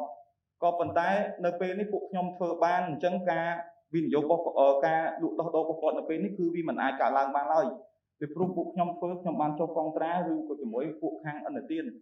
ហើយខ្ញុំយកប្រជាពលរដ្ឋទាំងអស់ធ្វើជាដៃគូជាមួយពួកនឹងឥណទានដែរនៅក្នុងគំរូទាំងអស់អញ្ចឹងបងកាត់តិចណាអញ្ចឹងនៅពេលដែលបងអូនបានរៀបចំគម្រោងនេះឡើង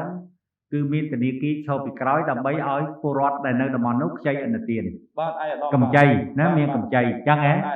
ឲ្យតែមានការមកទិញនៅការសាងសង់នៅបរិយារបស់បងអូនគឺដៃគូខាងមីក្រូហិរញ្ញវត្ថុឯកជនគេអាចផ្ដល់លទ្ធភាពឲ្យបងប្អូនយើងអញ្ចឹងហ៎បាទអាដាមខ្ញុំចង់និយាយកន្លែងនេះពីព្រោះគាត់ជាដៃគូសហការជាមួយខ្ញុំនឹងឥណទានបានន័យថាប្រជាពលរដ្ឋទាំងអស់គាត់ទិញគាត់មិនអាចបង់លុយឲ្យយើងទាំងអស់បានទេដោយប្រជាពលរដ្ឋគាត់មិនមានគាត់ខ្វះថវិកាអញ្ចឹងគឺគាត់បានសហការជាមួយនឹង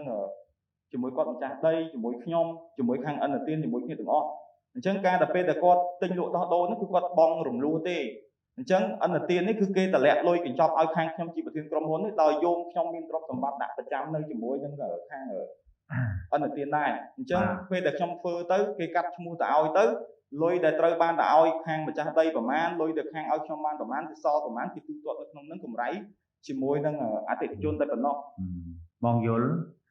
អញ្ចឹងកម្រិតនៃការទិញលក់នេះបងគិតថាมันអាចឈានទៅដល់ទេណាมันអាចឈានទៅដល់ទេពីព្រោះមានកិច្ចសន្យាខាងដើមយើងចងរួចហើយតើណាអញ្ចឹងបងវិលមករកជំរឿសរបស់យើងដដែលវិញតើដើម្បី clear ឲ្យស្អាតនិងជំនឿនិងទំនុកចិត្តទៅលើសងខាងរវាងអ្នកទិញរវាងអ្នកសាងសង់និងម្ចាស់ដីណាអញ្ចឹងបងសូមឲ្យបែងចែកនៅក្នុងគម្រោងទាំងមូលនេះចេញជាជំហានតើណាចេញជាជំហានឥឡូវជំហានទី1គឺ23ល្វែងដែលមានពលរដ្ឋចំនួន16នាក់អតិថិជន16នាក់ស្មើនឹង23ល្វែងត្រូវតែប្អូនជាអ្នកសាងសង់ជាមួយនឹងម្ចាស់ដីត្រូវរៀបចំឲ្យហើយគោរពតាមកិច្ចសន្យាដែលប្អូនអ្នកសាងសង់និងម្ចាស់ដីដែលមានកិច្ចសន្យាជាមួយនឹងអតិថិជនដែលពុកម៉ែប្រជាពលរដ្ឋនៅតំបន់នោះត្រូវសង់ឲ្យហើយចំពោះ23ល្វែងនេះណាភាពផលនៃប្រាក់ចំណេញដែលប្អូនខាងសាងសង់ទទួលបានប្រមាណអ៊ំម្ចាស់ដីត្រូវទទួលបានប្រមាណត្រូវធ្វើបញ្ជីទៀងទាត់គ្នាឲ្យច្បាស់អតិថិជនក៏គេមិនលូកលាន់ជាមួយនឹងភាពផលដែលប្អូនទទួលបានទាំងសងខាងអាជ្ញាធរក៏គេអត់មានទទួលទៅលូកលាន់ការងារនឹងដែរសំខាន់គឺប្អូនត្រូវធ្វើឲ្យចប់នៅក្នុងគម្រោងទី1នេះឲ្យពលរដ្ឋហើយចាំចំដើរដល់ជំហានទី2អានឹងនិយាយគ្នាតទៀតតើបងនិយាយប៉ុណ្ណឹងតើ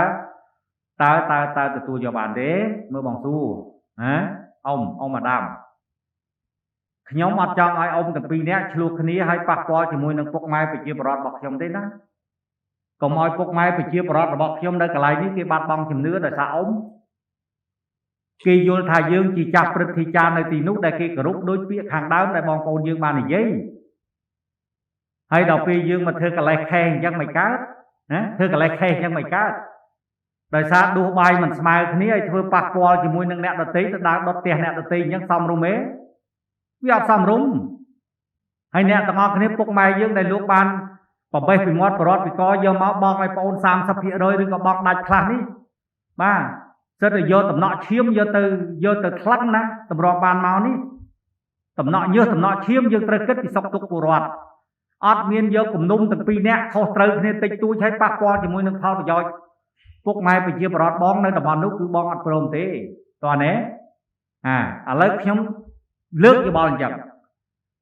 តើប្អូនខាងសាងសង់ហើយនឹងអ៊ំម្ដាមតើអ៊ំយល់ថាម៉េចខ្ញុំបញ្ជាក់ម្ដងទៀតខ្ញុំសូមឲ្យអ៊ំហើយនឹងអ្នកសាងសង់ហើយនឹងម្ចាស់ដីសម្របសម្រួលគ្នានៅក្នុងគម្រោងទាំងមូលនេះខ្ញុំសូមឲ្យលើកយក23ល្វែងស្មើនឹង16អតិថិជននេះជាជំហានមួយត្រូវធ្វើទៅតាមកិច្ចសន្យាលក់ទិញជាមួយនឹងអតិថិជនជាមួយនឹងពុកម៉ែប្រជាពលរដ្ឋរបស់បងរឿងឆ្លោះគ្នាអ៊ំពីរនាក់ឆ្លោះគ្នាមិនអានឹងនិយាយគ្នាភាគផលបានមកចែកគ្នាឃ្លាគ្នាវាមិនឃ្លាទៅតែកុំឲ្យប៉ះពាល់ជាមួយនឹង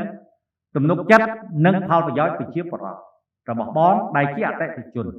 អ៊ំយល់ថាម៉េចបាទអត់អីទេអាដាមដែលខ្ញុំជម្រាបជូនអាដាមមិញហ្នឹងដី 5000 ម៉ែត្រការ៉េហ្នឹងវានៅជាប់នឹងផ្លូវអញ្ចឹងទាំងអស់គ្នាដែលអាដាមហើយគាត់បានសាងសង់បានប្រហែលជា 5% ខ្លះរួចទៅហើយគាត់ថាបានចាក់សសរហើយគាត់បានចាក់ប្លង់សេអីរួចហើយបានតែបដោះសសរទៅលើហ្នឹងអានឹងបានប្រហែលជា 4-5 វិញអញ្ចឹងក្នុង 5000 ម៉ែត្រការ៉េនេះប្រហែលជាប្រមាណល្វែងដែលគាត់លក់ឲ្យគេអស់ហ្នឹងប្រហែលជាសង់មិនអស់ទេលើដីហ្នឹងឯដល់ឥឡូវខ្ញុំកាត់ប្រសាអ៊ំណាបាទក្នុងខណៈនេះបងជាមេគ្រួសាររបស់យើងបងក្នុងមានបងចង់សម្របសម្រួលបាទបើសិនជាយកយន្តការបងចំនួននេះត្រូវបញ្ចប់ហើយនឹងដំណើររហូតដល់ចុកចំចោលដើមនៃគម្រោងរបស់យើងតោះនេះបាទវីបាទអញ្ចឹងជំហានមួយនេះដូចបងបញ្ជាក់ឲ្យបញ្ជាក់ទៀត16អតិថិជនស្មើនឹង23ល្វែងត្រូវធ្វើឲ្យគេចប់បងអូនទូទាត់ជាមួយនឹងអ៊ំម្ចាស់ដីក្នុងតម្លៃក្នុងកិច្ចសន្យាដែលបានព្រមព្រៀងគ្នារួចហើយបន្តកិច្ចសន្យាជំហាន2ចប់នៅក្នុងអ្វីដែលយើងបានជំនឿទាំងអស់គ្នាហើយបើសិនជាពេលនោះត្រូវគ្នាមិនត្រូវគ្នាអាហ្នឹងបងមិនដឹងទេធ្វើម៉េចធ្វើទៅហើយបងក៏មិនទាន់ឲ្យពលរដ្ឋរបស់ឲ្យបងដាក់ពាក្យទិញតទៅទៀតដែរ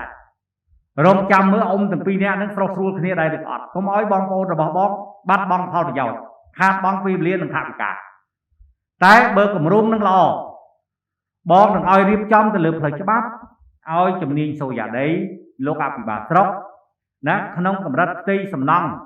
ក្នុងកម្រិតខេត្តបណ្ណាការ៉េបងអាចចុះទៅលេខាបានបងចុះហត្ថលេខាជូនដើម្បីអភិវឌ្ឍតំបន់នោះណាកម្រិតប៉ុណ្ណាឡើងទៅថ្នាក់ក្រសួងថ្នាក់ជាតិអានឹងទៅតទៅទៀតទៅប៉ុន្តែបងនឹងចូលរួមផ្ដល់លទ្ធភាពជូននៅក្នុងចំណែកណាទៅលើផ្លូវច្បាប់ដែលបងមាននៅក្នុងខេត្តតើណាតែប៉ុណ្ណឹងបាទឯកឧត្តមខ្ញុំមានការសំណូមពរមួយដែលចង់លើកឡើងចំណុចនេះដើម្បីឲ្យយើងស្រុះស្រួលគ្នាជាមួយពីអ្នកខ្ញុំជាមួយដូចជាឪពុកនិងកូនជាមួយគាត់អញ្ចឹងខ្ញុំចង់លើកឡើងចំណុចនេះប្រហែលជាអាចនឹងទៅរួចដើម្បីបញ្ចប់សាច់រឿងមួយនេះខ្ញុំសំណូមពរឲ្យឯកឧត្តមធ្វើជាកសិនសាកសីឬមួយក៏ថាដឹងឮនៅលើឯកសារនឹងទាំងអស់អញ្ចឹងអាការធ្វើមួយនេះគាត់នៅមានមន្ទិលសង្ស័យដូចជាថាខ្ញុំលក់ដោះដូរទៅគាត់មិនបានដឹងអញ្ចឹងអតិថិជននៅទីនេះវាមានអតិថិជននៅខេត្តហើយនិងក្រៅខេត្តនឹងភ្នំពេញដែរអញ្ចឹងខ្ញុំសំណូមពរឲ្យគាត់ខ្ញុំឲ្យរដ្ឋបាល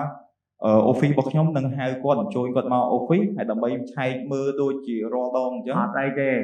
បងកាត់ប្អូននៅពេលដែលយើងមានបញ្ហាអញ្ចេះរាល់ការចេញបានលិខិតលេខាលក់ទិញខ្ញុំសូមឲ្យលោកប្រធានមន្ត្រីប្រធានការិយាល័យភូមិបាលស្រុកលោកអភិបាលស្រុកបញ្ជាទៅឃុំនៅក្នុងករណីនេះមួយទាល់តែមានណាការយល់ព្រមទាំងពីរបានមានការលក់ទិញបានព្រោះដីនេះណាគឺវាមានភាគហ៊ុននៅក្នុងនោះទាំងអស់គ្នាក្នុងកិច្ចសន្យាតើណាបងអូនខាងបាត់វីក៏មិនអាចលក់ទាំងស្រុងបានអ៊ំក៏មិនអាចលក់បានណាទាល់តែមានការផ្ដល់លទ្ធភាពទៅវិញទៅមកណាបងអូនខាងនេះអ្នករកទីផ្សាររកអតិថិជនរួចហើយមុននឹងអាជ្ញាធរបញ្ជាក់ត្រូវមានការទទួលស្គាល់ពីម្ចាស់ដីបានទេ បានអាយដាម បានទេអ៊ំស្ដាំបានដើម្បីឲ្យបាត់ដើម្បីឲ្យមានជំនឿនិងទំនុកចិត្តទៅលើសងខាងកុំឲ្យយកសពថោគេលក់អស់ហើយអីចេះចុះការពិតខាងនេះមិនទាន់បានលក់ឬក៏អ៊ំអត់បានដឹងខាងនេះលក់អស់ហើយក៏បានក៏ថាបានមិនចឹង បាទ អញ្ចឹងអានឹងដើម្បីឲ្យជំរះសតិអារម្មណ៍ឲ្យមានជំនឿសងខាងណាអ៊ំណា បាទ ឥឡូវបងគិតថាអញ្ចឹងអូនយល់ថាម៉េច បានអាយដាមអញ្ចឹងខ្ញុំឯកភាពនៅចំណុចហ្នឹងហើយខ្ញុំសំណូមពរអាយដាមនៅចំណុចដែលថាពួកខ្ញុំនឹងធ្វើឡើងវិញហើយយោងតាមឯកសាររបស់ខ្ញុំទាំងអស់នៅលើទំហំដីនឹងដដែលហើយនៅលើចំណុចមួយដែលខ្ញុំត្រូវទូទាត់លុយឲ្យគាត់ដែលអាយដាមមានប្រសាសន៍វាមិនត្រឹមតែ23នឹងទេពីព្រោះវាមាននៅខាងក្រៅប្រព័ន្ធនឹងទៀតពីព្រោះពួកគាត់បានទិញនៅក្រៅប្រព័ន្ធនឹងដែរដោយឡែកយើងមិនមែនបានលក់តែនៅក្នុងនឹងឡើយពីព្រោះពួកគាត់អ្នកខ្លះគាត់នៅខាងក្រៅគាត់ត្រូវកក់ 5% 10% កក់ទៅតាមធនាគារអញ្ចឹងខ្ញុំត្រូវធ្វើឲ្យពួកគាត់ឡើងវិញទាំងអស់ដើម្បីឲ្យខ្ញុំក្រុមហ៊ុនមានទំនួលទទួលខុសត្រូវដដែល បញ្ហានេះមិនមែនបងមិនធ្លាប់ទេបងក៏ធ្លាប់រកទទួលទានខ្លះដែររឿងបញ្ហាចំនួនការងាររកស៊ីខាងក្រៅអញ្ចឹងណាបងចេះខ្លះដែរអញ្ចឹងវាសំខាន់ផុតគឺជំនឿនិងទំនុកចិត្តណារវាងដៃគូទេពេលខ្លះគេមិនបាច់មានលិខិតស្នាមផងប៉ុន្តែដោយសារតែភាពស្មោះត្រង់របស់គេល្អណាអានឹងគឺមិនបាច់មានផងណាអញ្ចឹងហើយបានបងចង់វិលអារម្មណ៍របស់ប្អូនហើយនឹងអ៊ំអាដាមមកវិញថាឥឡូវនេះដើម្បីឲ្យជំរះរាល់សតិអារម្មណ៍ពេលដែលជួបបងរួចណាជំរឿសទី1គឺផ្ដល់អ្វីដែលនៅក្នុងកិច្ចសន្យាជូនពលរដ្ឋទៅតាមកិច្ចសន្យាទី2ភាពផលដែលទទួលបានហើយកន្លងមកនេះប្អូនត្រូវយកបញ្ជីទាំងអស់មកឃ្លាជាមួយនឹងអ៊ំអាដាមតើឥឡូវកម្រិតថវិកាដែលទទួលបានប៉ុណ្ណឹងណាអ៊ំត្រូវទទួលបានប្រមាណភាគរយនៅក្នុងនឹងអ៊ំគុណយកទៅចំណែកខ្ញុំប៉ុណ្ណេះតើនៅលុយគេគឺលុយរបស់គេគេយកលុយយើងរបស់យើងយកកាលណារបស់គេយើងយករបស់គេគេមិនឲ្យគេថាយើងចោលតើនៅ បាទអាយដាម ហើយគេយើងយករបស់គេខឹងដល់ពេលគេខឹងវាពាក់ព័ន្ធអញ្ចឹងអានឹងដោយសារភាពមិនត្រង់នឹងគ្នាណាបាទភាពមិនត្រង់នឹងគ្នាណាអ៊ំហើយចម្ងាយផ្លូវនេះបើសិនជាឆ្លោះគ្នាខ្ញុំគិតថានៅដើរឆ្ងាយណាស់មិនដឹងដើរដល់ពេលណាចប់ទេហើយអ្វីអ្នកដែលខាតបង់គឺខាតទាំងអស់ខាតរួមទាំងអ្នកមិនដឹងអីទៀតអ្នកដែលមានជំនឿនិងទំនុកចិត្តលើយើងនោះពុកម៉ែពលរដ្ឋយើងនោះដែលលោកប្របេះពីមាត់បង្រត់ពីកយកមកទិញយកមកជឿយកមកប្រដាក់មកម្លោះយើងណាលោកខូចចិត្តប៉ុណ្ណាជាមួយយើងហើយយើងអាចនៅបានទេ 30000 ថ្ងៃទៀតម្នាក់អាចនៅបានអត់ណាអ៊ំអាដាមអ៊ំបញ្ជនប្រហែលហើយខ្ញុំអាយុ50ជាងហើយ នៅ50ឆ្នាំទៀតគុណចំនួនថ្ងៃបានប្រហែលគិតថា100ចុះវាមិនលើស100ចុះ មិនដល់ទេអានោះ បាទបើមិនដល់វាកាន់តែគៀកទៀតអីចឹងយើងនៅបានអត់ហើយបើយើងឆ្លោះគ្នាដោយសារតែការរកទទួលទានអញ្ចឹងណាតើវាសមរម្យមកអត់យើងមិនទាន់បានសងទឹកដីសងគុណទឹកដីកំណើតយើងផងហើយយើងធ្វើឲ្យមានសោកសៅភាពសោកសៅខូចកិត្តិយសនៅលើទឹកដីដ៏ល្អរបស់យើងតើយើងមនុស្សយ៉ាងម៉េចណាយើងគិតមើលគេឈ្មោះសំខាន់ណាស់ជីវិតគឺវាត្រូវតែបាត់បង់ជីវិតរបស់មនុស្សគ្មានអ្នកណាមួយអមតៈទេប៉ុន្តែគេឈ្មោះគឺវាស្ថិតនៅជាអមតៈនៅពេលណាដែលយើងសាងល្អធ្វើល្អប្រព្រឹត្តល្អគឺវានៅអមតៈជារៀងរហូតណាអ៊ំចង់បានទេណែកន្លែងហ្នឹងតំបន់អភិវឌ្ឍហ្នឹងលើផ្ទៃដីផ្ទះ100ជាងល្វែងហ្នឹងគឺជាការគិតគូរយកចិត្តទុកដាក់របស់អ៊ំអាដាមហើយនឹងប្អូនប៉ាត់តាវីណាគិតគូរណាស់បានអភិវឌ្ឍកន្លែងហ្នឹងហើយសំណង់នេះវាមិនមែនវិលល្ងាចទេគឺសំណង់យុទ្ធសាស្ត្រគេចូលកន្លែងហ្នឹងគេនឹកឈ្មោះអ៊ំគេចូលកន្លែងហ្នឹងគេនឹកឈ្មោះប្អូនប្រុសហើយបើចូលកន្លែងហ្នឹងគេថាពីរនាក់ហ្នឹងឆ្លោះគ្នាអើយមកទឹកមកត្រោយមកហើយចង់ងាប់ចង់រស់តើពាក្យពីរហ្នឹងមួយណាល្អបងសួរពាក្យពីរហ្នឹងតើមួយណាអូនយកមួយណាប្អូនយកមួយណាបងយកមួយណារឿងខុសត្រូវតិចតួចការភ័ន្តច្រឡំគ្នា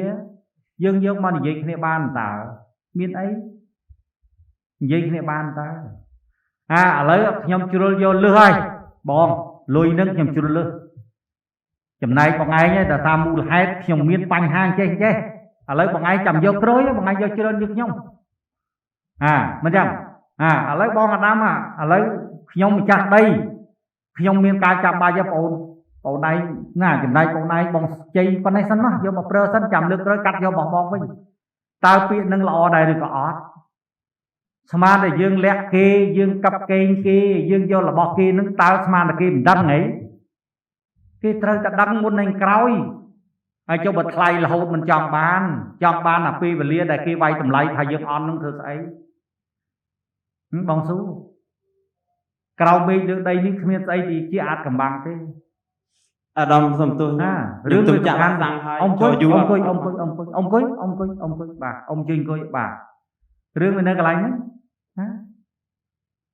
យកមីក្រូដាក់ជូនអ៊ំឲ្យអ៊ំអង្គុយបាទបងចង់អញ្ចឹងចង់បវល់អារម្មណ៍បងប្អូនយើងអញ្ចឹងឲ្យយល់អញ្ចឹងណាតើឆ្លោះគ្នាធ្វើស្អីណាភាគផលរបស់ប្អូនដែលប្អូនប្រឹងប្រែងទាំងអស់គ្នាជាមួយនឹងអ៊ំនៅពេលដែលប្អូនឆ្លោះគ្នាណោះប្រវត្តិរបស់ប្អូនធ្លាយតើដឹងវាហូរទៅកន្លែងណាខ្លះបងស៊ូតើប្រវត្តិហ្នឹងនៅពេលដែលវាធ្លាយអញ្ចឹងតើវាហូរនៅកន្លែងណាខ្លះតើនៅក្នុងប្រវត្តិហ្នឹងនៅពេលដែលវាហូរទៅតើវាសល់ដូចមុនទេវាអស់បងចង់និយាយអញ្ចឹងពាក្យថាចង់ឈ្នះមួយម៉ាត់នៅខាងក្រោយការឈ្នះហ្នឹងតើវាមានភាពមហន្តរាយស្អីខ្លះ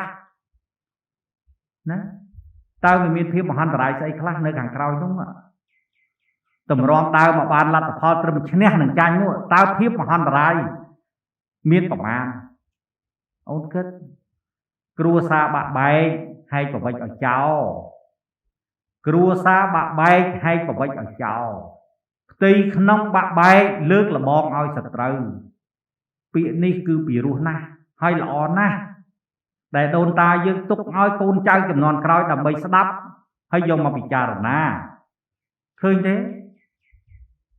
បងនិយាយមួយទៀតណាបើសិនជាបងទាំងពីរមិនស្រស់ស្រួលគ្នា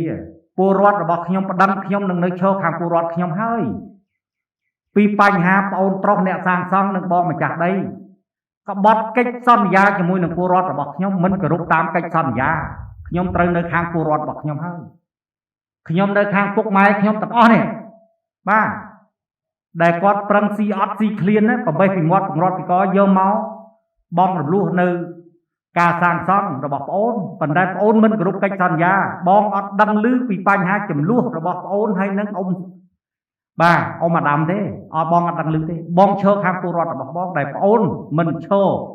មិនគោរពតាមកិច្ចសន្យា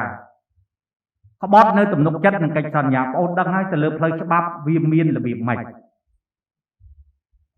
អាហ្នឹងត្រូវគិតទៅហើយចំណុចនេះគិតទៅហើយបាទពលរដ្ឋបងល្អហើយ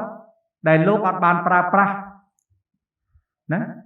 ការប្តឹងផ្ដាល់លោកមកជួបបងដើម្បីបងហៅមកសម្រុកសម្រួលអញ្ចឹងថ្ងៃនេះបងគិតថាសុំបញ្ចប់ហើយជ្រើសរើសយកយន្តការខ្ញុំនេះគ្មានអ្នកណាឈ្នះគ្មានអ្នកណាចាញ់គឺឈ្នះទាំងអស់គ្នាយុត្តិធម៌ទាំងអស់គ្នាត្រឹមត្រូវទាំងអស់គ្នារបស់អ្នកណាអ្នកនឹងយកគ្មានបំពេញគ្នាគ្មានរំលោភគ្នាអាហ្នឹងវានៅកន្លែងហ្នឹងដែលបងចង់និយាយមិនចាមិនដែរបងនិយាយចឹងត្រូវខុសមើលផ្ទះដៃមួយមើលបងអត់រឿងវានៅកន្លែងហ្នឹងតារឿងវានៅកន្លែងហ្នឹងឥឡូវបងគិតថាអញ្ចឹងជំរើសទី1ណាឲ្យប្អូនខាងសាងសង់ជាមួយនឹងអ៊ំអាដាមជំរុញវគ្គមួយនៃគម្រោងនេះជំហានមួយនៅក្នុងគម្រោងនេះទាំងមូលធ្វើឲ្យរួចដោះស្រាយឲ្យរួចបកគលជូនពុកម៉ែប្រជាពលរដ្ឋរបស់ខ្ញុំក្នុងចំណោម16នាក់ស្មើនឹង23ល្វែងដែលជាអតិថិជនសង់ជូនគាត់ព្រោះគាត់អត់មានដឹងរឿងឆ្លុះតេងរវាងប្អូនហើយនឹងអ៊ំម្ចាស់ដីទេតើណាបាទសាងសង់បានកម្រៃប្រមាណនៅក្នុងគម្រោងទី1នេះស៊ីសងទូទាត់គ្នាជាមួយនឹងអ្នកសង់និងអ្នកម្ចាស់ដីឲ្យដាច់ហើយចូលដល់ជំហាន2អ្វីត្បិតតែប្អូនបានសាងសង់មុនលិខិតស្នាមផ្លូវច្បាប់មិនទាន់ត្រូវបញ្ចប់បងនឹងឲ្យអាជ្ញាធរត្រូវបញ្ចប់ជូនប្អូនដើម្បីឲ្យគ្រប់លក្ខខណ្ឌណានៃការជួនៃការទិញនៃការប្រវាស់នឹងដល់បងប្អូនពលរដ្ឋរបស់បងទៅលើផ្លូវច្បាប់តើណាបាទពលរដ្ឋដីអ៊ំមានសិទ្ធិត្រឹមត្រូវរបស់គាត់ហើយសិទ្ធិគ្រប់គ្រងកាន់កាប់របស់គាត់ណា ខ្ញុំនំពប៉ុណ្ណឹងតើអ៊ំយល់ថាម៉េចអ៊ំអាដាម បាទខ្ញុំមកជំទាស់ទេអាដាមដូចខ្ញុំជម្រាបជូនអាដាមលើកមុនអញ្ចឹងឲ្យគាត់សាងសង់ចោះនៅដី 5000 ម៉ែត្រការ៉េហ្នឹងហើយបើគាត់ឲ្យមានលទ្ធភាពដូចថាឲ្យរីឲ្យកាក់អីទេអញ្ចឹងអាដាម បាទ បាទខ្ញុំគិតទៅតាមដំណាក់កាលជូនគាត់ទៀតបាទខ្ញុំមានមនុស្សចេតនាជូនគាត់ទៀតទៅហើយបើគាត់ចង់សាងសង់បន្តទៅទៀតដោយអាដាមមានប្រសាសន៍អញ្ចឹងក៏ខ្ញុំឯកភាពបានតាមព្រោះដីខ្ញុំនៅមានច្រើនទៀតខ្ញុំអត់ទាន់អត់ឲ្យគាត់សាងសង់ណាឥឡូវដីខ្ញុំមានទេអាដាម បានអ៊ំអាដាមអ៊ំមានប្រសាសន៍ខ្ញុំអាចយល់ពីទឹកចិត្តរបស់អ៊ំបានជ្រៅណាស់បានច្រើនណាស់អ៊ំពិតជាល្អអ៊ំមានគំនិតនេះខ្ញុំទទួលយកបានណាអ៊ំណា បាទ បាទប៉ុន្តែសំខាន់បំផុតសូមឲ្យបងអូនខាងក្រុមហ៊ុនបងអូនត្រូវគោរពតាមកិច្ចសន្យាហើយបងអូនត្រូវមានលិខិតស្នាមត្រឹមត្រូវបាទក្នុងការលក់ទិញក្នុងការទទួលលុយទទួលកាក់ដើម្បីអ៊ំខាងនេះម្ចាស់ដីគាត់មានចំណែកតើឲ្យគាត់ដឹងផងថាឥឡូវចំណូលបានប្រមាណមិនចឹង បាទអាដាម អ្នកណាទិញបានប្រមាណលុយខ្ញុំដែលគេទិញនឹងខ្ញុំត្រូវបានប្រមាណធ្វើឲ្យគាត់ដឹងហើយបើបងអូនលក់ក៏មិនឲ្យគាត់ដឹងណាកិច្ចសន្យាក៏អូនឲ្យគាត់ដឹងគាត់ធ្វើមិនបានគាត់ម្ចាស់ដីអូនមិនទាន់ឲ្យលុយគាត់ណាអត់ផងចឹងបើថាបងអូនដើរមកជំហានមុនក៏បងគិតថាប្រហែលជាការគិតរបស់បងអូននៅមានកម្រិតអញ្ចឹងបើសិនជាជួបបងហើយត្រូវយកពាក្យបងយកទៅពិចារណាតើណា បាទចាដុំរឿងដែលនិយាយមិញហ្នឹងគឺរឿងការធ្វើរឿងដូចជាធ្វើអ្វីមួយហ្នឹងគឺពួកខ្ញុំបានដឹងជាមួយគ្នាមិនមែនអត់ដឹងទេអាដាម ឥឡូវចេះបាទបើសិនជាដឹងជាមួយគ្នាមែនវាអត់អីទេប៉ុន្តែឥឡូវអ៊ំគាត់ថាបានដឹងអញ្ចឹងចាប់ពីពេលហ្នឹងទៅធ្វើស្អីត្រូវឲ្យដឹងជាពិសេសគឺរាល់ការផ្ទេរទូលប្លង់ណាអ៊ំណា បាទ អ៊ំត្រូវគុណយកត្រូវគុណមិនចឹង បាទអាដាម បាទលក់មកល្វែងទៅត្រូវប្រមាណហើយក្នុងលក់ហ្នឹងបើសិនជាផ្ទះល្វាស់បើប្រវាស់វិញគេគិតមិនបើ3ល្វែងគឺម្នាក់យកមកល្វែងហើយមួយលក់ចែកគ្នាអាហ្នឹងបងអត់និយាយទេបងនិយាយផ្ទះល្វែងណា បាទអាដាម 5ល្វែងយើងគិតប្រមាណ3ល្វែងយើងគិតប្រមាណមិនចឹងគេប្រវាស់ហ្នឹងបើ3ល្វែងម្នាក់យកអ្នកសងយកមួយម្ចាស់យកមួយសងមួយលក់ចែកគ្នាប៉ុន្តែនេះខ្ញុំអត់ដឹងទេណាបាទប៉ុន្តែអាហ្នឹងក៏អញ្ចឹងដែរបើសិនជាក្នុងចំណែកក្នុងកិច្ចសន្យាតូបមួយឧទាហរណ៍បងឧទាហរណ៍បងអត់ដឹងក្នុងកិច្ចសន្យាបងអូនទេប៉ុន្តែបងឧទាហរណ៍ទៅចប់មិនចឹងអ៊ំ បាទបាទ ឧបមាថាតូបមួយវាតម្លៃប្រមាណដោយបងប្រុសនិយាយមិញថាមកល្វែងហ្នឹងវា 40000 អញ្ចឹងហ៎40000អញ្ចឹង 40000 ហ្នឹងម្ចាស់ដីត្រូវបានប្រមាណបងត្រូវបានប្រមាណតើណា បាទអាដាម មិនចឹងអ៊ំ បាទបាទ បាទឧបមាថាឥឡូវ 40000 អ៊ំបានប្រមាណភាគរយអ៊ំបានម្ចាស់ដីថាបានថាឧទាហរណ៍50មិនអ៊ំបាន 20000 បាទ ខាងនេះបាន 20000 បាទ ប៉ុន្តែឥឡូវនេះគេបង់មក 30% 30% នៅក្នុង 40000 វាប្រមាណ 4 3ដង 12 12000 ឧទាហរណ៍ណា បាទ អញ្ចឹងក្នុង 12000 នេះ 50% ត្រូវបានអ៊ំបានប្រមាណអ៊ំបាន 6000 ខាងនេះបាន 6000 មិនចឹង បាទ ទូទាត់គ្នាអញ្ចឹងតែចំណែកតែបងអូនត្រូវយកបងអូនយកមកចំណែកគាត់ត្រូវយកម្ចាស់ដីគាត់ត្រូវយកទៅចប់ហើយមានបញ្ហាទៀត អាយដាមកន្លែងហ្នឹងវាមានចេះមួយអាយដាមក្នុងកិច្ចសន្យាហ្នឹងគឺពួកខ្ញុំបានធ្វើជាមួយគ្នាហ្នឹងក្នុងលក្ខខណ្ឌគាត់តតែគាត់ផ្ដិតមេដៃមកឲ្យខ្ញុំធនាគារទើបគេផ្ទេរកញ្ចប់លុយហ្នឹងមកឲ្យគាត់ពីព្រោះប្លង់ហ្នឹងគឺប្លង់ឈ្មោះរបស់គាត់ខ្ញុំគ្រាន់តែមានសិទ្ធិធ្វើរត់ប្លង់ឲ្យគាត់ទេក៏ប៉ុន្តែឈ្មោះរបស់គាត់ទាំងអស់នៅពេលដែលសំណងរួចរាល់ហើយទើបគេកាត់ឈ្មោះយកមកឲ្យគាត់ពេលដែលគាត់ផ្ដិតមេដៃទើបគាត់បានលុយពេលដែលខ្ញុំធ្វើកិច្ចសន្យាមួយគាត់ហ្នឹងនៅក្នុងមួយឯកតា$140ហ្នឹងហើយថែម 30% គាត់ហ្នឹងតតែ 50% នៅលើផ្ទៃដីសរុបក៏ប៉ុន្តែឯអាដាមសម្រេចមកមិញគឺខ្ញុំក៏ឯកភាពដែរតែខ្ញុំសនំពោឲ្យនៅធ្វើតាមកិច្ចសន្យាដើមពីព្រោះយើងមានធនាគារជាគោល បងយល់ បាទ បាទព្រោះបងអូនត្រូវជាប់ការងារជាមួយធនាគារហើយកុំឲ្យគេមានការផាកពិន័យឬក៏ស្អីជាមួយបងអូនណាអ៊ំអាដាមអ៊ំក៏ត្រូវយល់យកមកដៃគូចាស់ដែរដៃគូយើងគាត់ណា ប្រជាជនដែរ ជាមួយនឹងពុកម៉ែពលរដ្ឋរបស់យើងដែរឥឡូវបងគិតថាអញ្ចេះឥឡូវកន្លងមកនេះអត់ទាន់ដល់ 50% ទេ អត់ទាន់បានដល់ 50% ទេអាយដាមពីព្រោះលុយកញ្ចប់ 10% ឬក៏ 5% ដែលប្រជាជនឲ្យមកហ្នឹងគឺយើងយកទៅប្រើការជាមួយលុយក្រុមហ៊ុនជាមួយធនាគារដើម្បីអភិវឌ្ឍស្រាប់តែពេលដែលយើងកំពុងតែធ្វើអញ្ចឹងទៅវាទៅជារឿងផ្សេងដែលគាត់កំពុងតែគិត បងយល់អញ្ចឹងអ៊ំអាដាមខ្ញុំគិតថាការងារនេះបើដើម្បីឲ្យល្អ ពេលដែលបងអូនអាចមានលទ្ធភាពទេណានៅពេលណាដែលអ៊ំម៉ាដាមគាត់ផ្តិតមេដាយឲ្យនៅក្នុងកម្រិតណាហើយនោះបងអូនត្រូវហៅគាត់ទៅធនាគារដើម្បីបវលលុយនៅក្នុងចំណែកដែលធនាគារផ្ដល់ឲ្យអ៊ំបងអូនត្រូវបវលចូលកងគាត់ បាទឯកភាពអាដាមឯកភាព ពេលហ្នឹងត្រូវបវលចូលលុយកងគាត់តាមកិច្ចសន្យាឲ្យគាត់ច្បាស់លាស់ បាទឯកភាពខ្ញុំឯកភាពកន្លែងហ្នឹងពីព្រោះយើងបាននិយាយគ្នារួចរាល់ទៅហើយទាំងធនាគារទាំងខ្ញុំទាំងអាជីវករទាំងម្ចាស់ដីពីព្រោះខ្ញុំមានលក្ខខណ្ឌមានមេធាវីពួកខ្ញុំធ្វើការរួចអស់ទៅហើយ ឥឡូវបងសួរសិនបើសិនជាទំហំនៅក្នុងគម្រោងទាំងមូលវាធំពេកណាឥឡូវបងអូនដើរនៅក្នុងជីជំហានដូចបងទៅ បានឯអាដាមខ្ញុំព្រមនឹងដើរធ្វើជាជំហានក៏ប៉ុន្តែនៅតាមដំណាក់កាលដែលពួកខ្ញុំធ្វើលើកទី1នេះវាមានដូចជាមិញហ្នឹងដូចខ្ញុំលើកមកមិញហ្នឹងវាមាននៅក្រៅហើយនៅខាងក្នុងវាប្រឡោះរបស់វាដែលប្រជាជនខ្លះដូចជាប្រជាជននៅកន្លែងក៏គាត់ទិញតាមប្រឡោះតាមកន្លែងដែលគាត់ស្រឡាញ់អញ្ចឹងនៅពេញអ្នកនៅខេត្តកំពង់ឆ្នាំងក៏គាត់អញ្ចឹងដែរទាំងអស់គ្នាដល់ពេលអញ្ចឹងនៅលើហ្នឹងគឺខ្ញុំសាងសង់អញ្ចឹងក៏ប៉ុន្តែគាត់ខ្លាចមិនទុកចិត្តមិនមានទំនុកទុកចិត្តខ្លាចក្រុមហ៊ុនរត់ឬមួយក៏គិតអ្វីដែលគាត់គិតខ្លួនឯងអញ្ចឹងខ្ញុំសំណូមពរឲ្យប្រធានធនាគារជីម៉ុងប្រធានធនាគារជាដៃគូរបស់ខ្ញុំ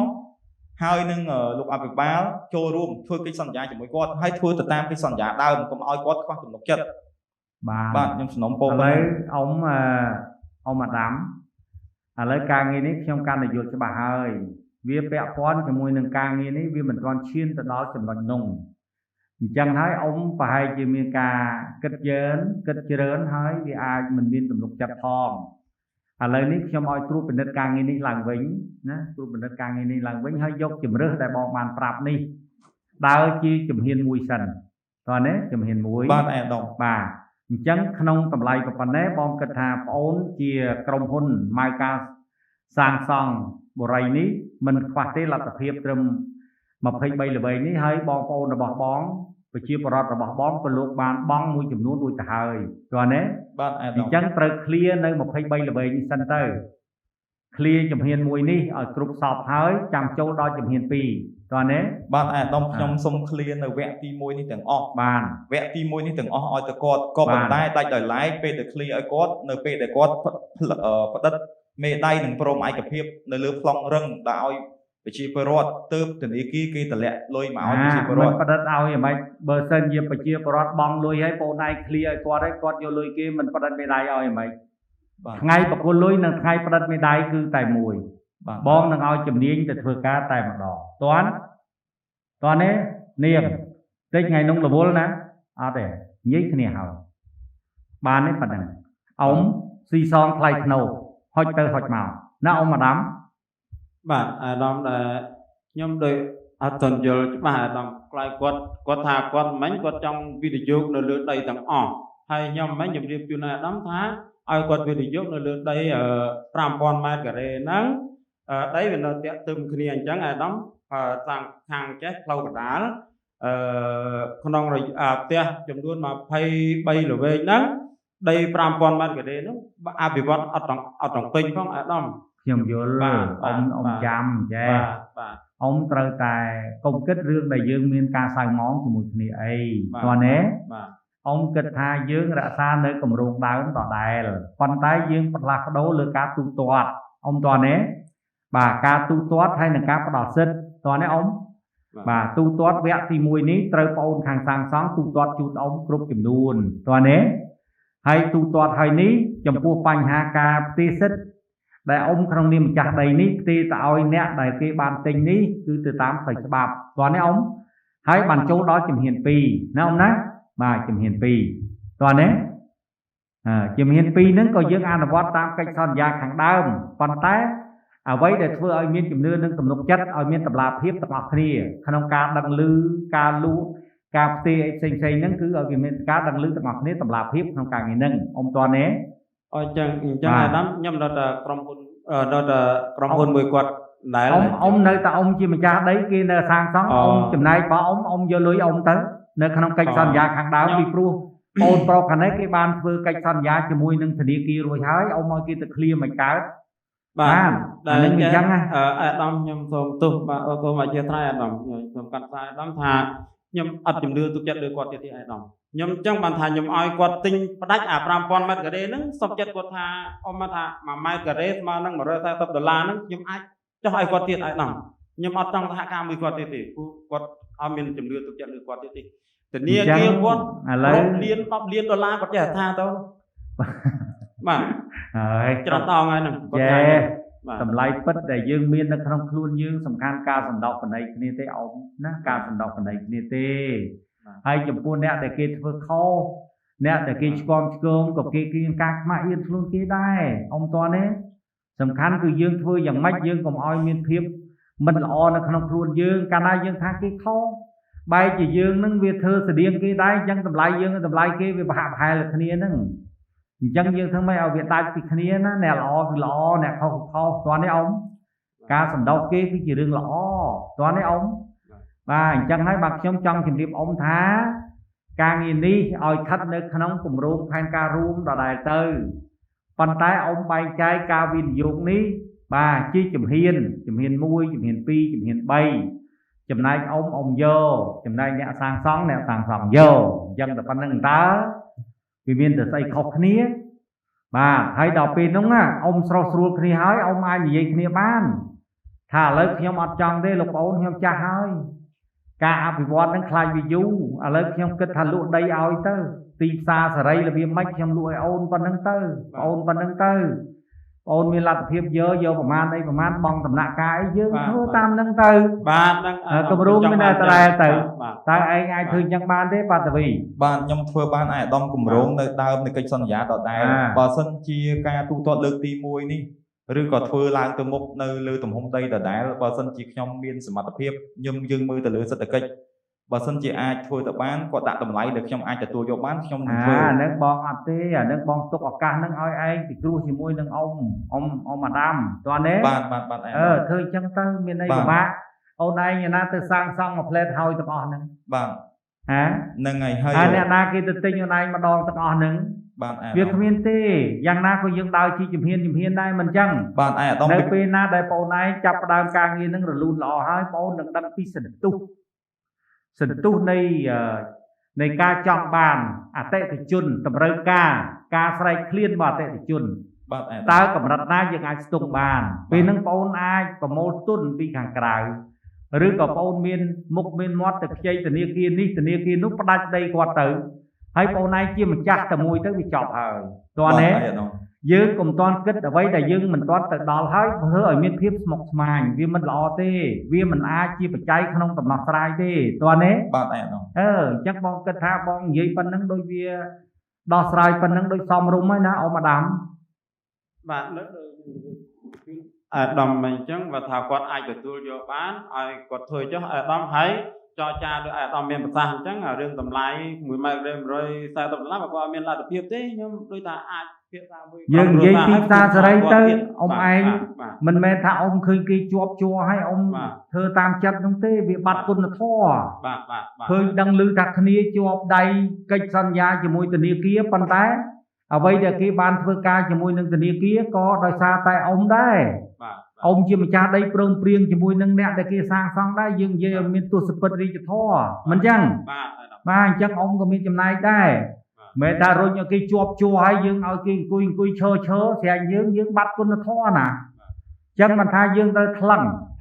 តើនេះថ្លឹងបាទ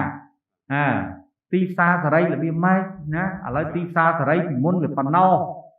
ឥឡូវទីផ្សារសេរីវាប៉ុណ្ណេះអាទីផ្សារសេរីរាល់ថ្ងៃប៉ុណ្ណេះហ្នឹងដោយសារឡើងនៅសារអីដោយសារគេទៅយកក្រុមហ៊ុនគេនេះគេមកវិនិយោគកន្លែងហ្នឹងបានជាដីកន្លែងហ្នឹងវាឡើងថ្លៃក៏យើងត្រូវគិតពីគុណសម្បត្តិរបស់គេដែរយើងបានប្រយោជន៍ពីគេមិនអញ្ចឹងដីនឹងពីមុនវាបឹងតើវាស្រែតើប៉ុន្តែដោយសារគេមកគេចេះប៉ូលាទៅគេចេះតុបតែងទៅដីវាឡើងថ្លៃយើងត្រូវគិតពីផលប្រយោជន៍របស់គេដែរតើនេះអ៊ំអាដាមបាទនេះហើយគឺចរិតពិតចរិតគុណធម៌ពិតប្រកបចរិតនេះគឺវាមានតម្លៃលើសលុយដែលអ៊ំចង់បានបើសិនជាអ៊ំគិតដល់តើនេះអ៊ំបាទតើនេះបងនិយាយប៉ុណ្ណឹងបាទតើជំរឿសវានៅកន្លែងហ្នឹងបាទអញ្ចឹងបានថាឥឡូវបងដាក់សំណុំពរអញ្ចឹងបងដាក់យន្តការដោះអញ្ចឹង ហើយបើសិនជាឯកភាពគ្នាហើយបងនឹងបញ្ជាចុះទៅឲ្យផ្នែកជំនាញដើម្បីបង្កលក្ខណៈដែលប្អូនកន្លងមកមានការខុសឆ្គងឬក៏មានការលើសលួសជាមួយនឹងផ្លូវច្បាប់មួយចំនួនបងឲ្យគេបំពេញគ្រប់ឲ្យហើយក៏បងបាទដើម្បីសងមកវិញនៅជាបងសងទៅវិញជាមួយនឹងអ្វីដែលប្អូនបានអភិវឌ្ឍតំបន់នោះ បាទអានោះ បាទការខុសឆ្គងរបស់ប្អូនពិតមែនប៉ុន្តែប្អូនបានធ្វើឲ្យតំបន់នោះណាមានការអភិវឌ្ឍបងក៏មានការលើកទឹកចិត្តដែរណា អានោះ ច្បាប់លិខិតស្នាមបងឲ្យរត់តាមក្រោយចោះធ្វើម៉េចបងប្អូនបានជ្រុលទៅហើយតើ បាទអានោះ ប៉ុណ្ណឹងណាអ៊ំអាដាមខ្ញុំសូមអញ្ចឹងណាហើយបើពំនុះសោតអត់មានជំរឿសក្រៅពីនឹងទេណាអ៊ំណាយ៉ាងម៉េចយាយកុំនិយាយអីក្រៅពីគុណធម៌បាទរឿងឆ្លោះគ្នាខ្ញុំនិយាយមកព្រឹករួចហើយគូយល់ ចាអាយអាដាមខ្ញុំសូមនិយាយថារឿងរ៉ាវទាំងអស់ហ្នឹងខ្ញុំដូចជាអត់ទុកចិត្តមួយក្រុមហ៊ុននេះទេពួកខ្ញុំរយៈពេល1ឆ្នាំនេះខ្ញុំជឿចាប់ណាស់ដែលក្រុមហ៊ុននេះធ្វើអីក៏អត់ឲ្យខ្ញុំដឹងទាំងអស់ហ្នឹងហើយអញ្ចឹងខ្ញុំសូមថាដីខ្ញុំត្រូវការលក់មកចាហៀងហ្នឹងឲ្យដាច់ខ្ញុំសូមលក់ដាច់ហ្មងលោកអាដាម អ៊ំលក់ផ្ដាច់បាន លក់ផ្ដាច់មកចាហៀង ប៉ុន្តែអ៊ំត្រូវមានការស្រោះស្រួលគ្នាសិនណាដោយសារមូលហេតុអីខ្ញុំនិយាយអញ្ចឹងអ៊ំមុននឹងបានចេញដំណើរទាំងពីរនាក់មានកិច្ចសន្យារួចទៅហើយអញ្ចឹងចង់លក់ដាច់លក់កើត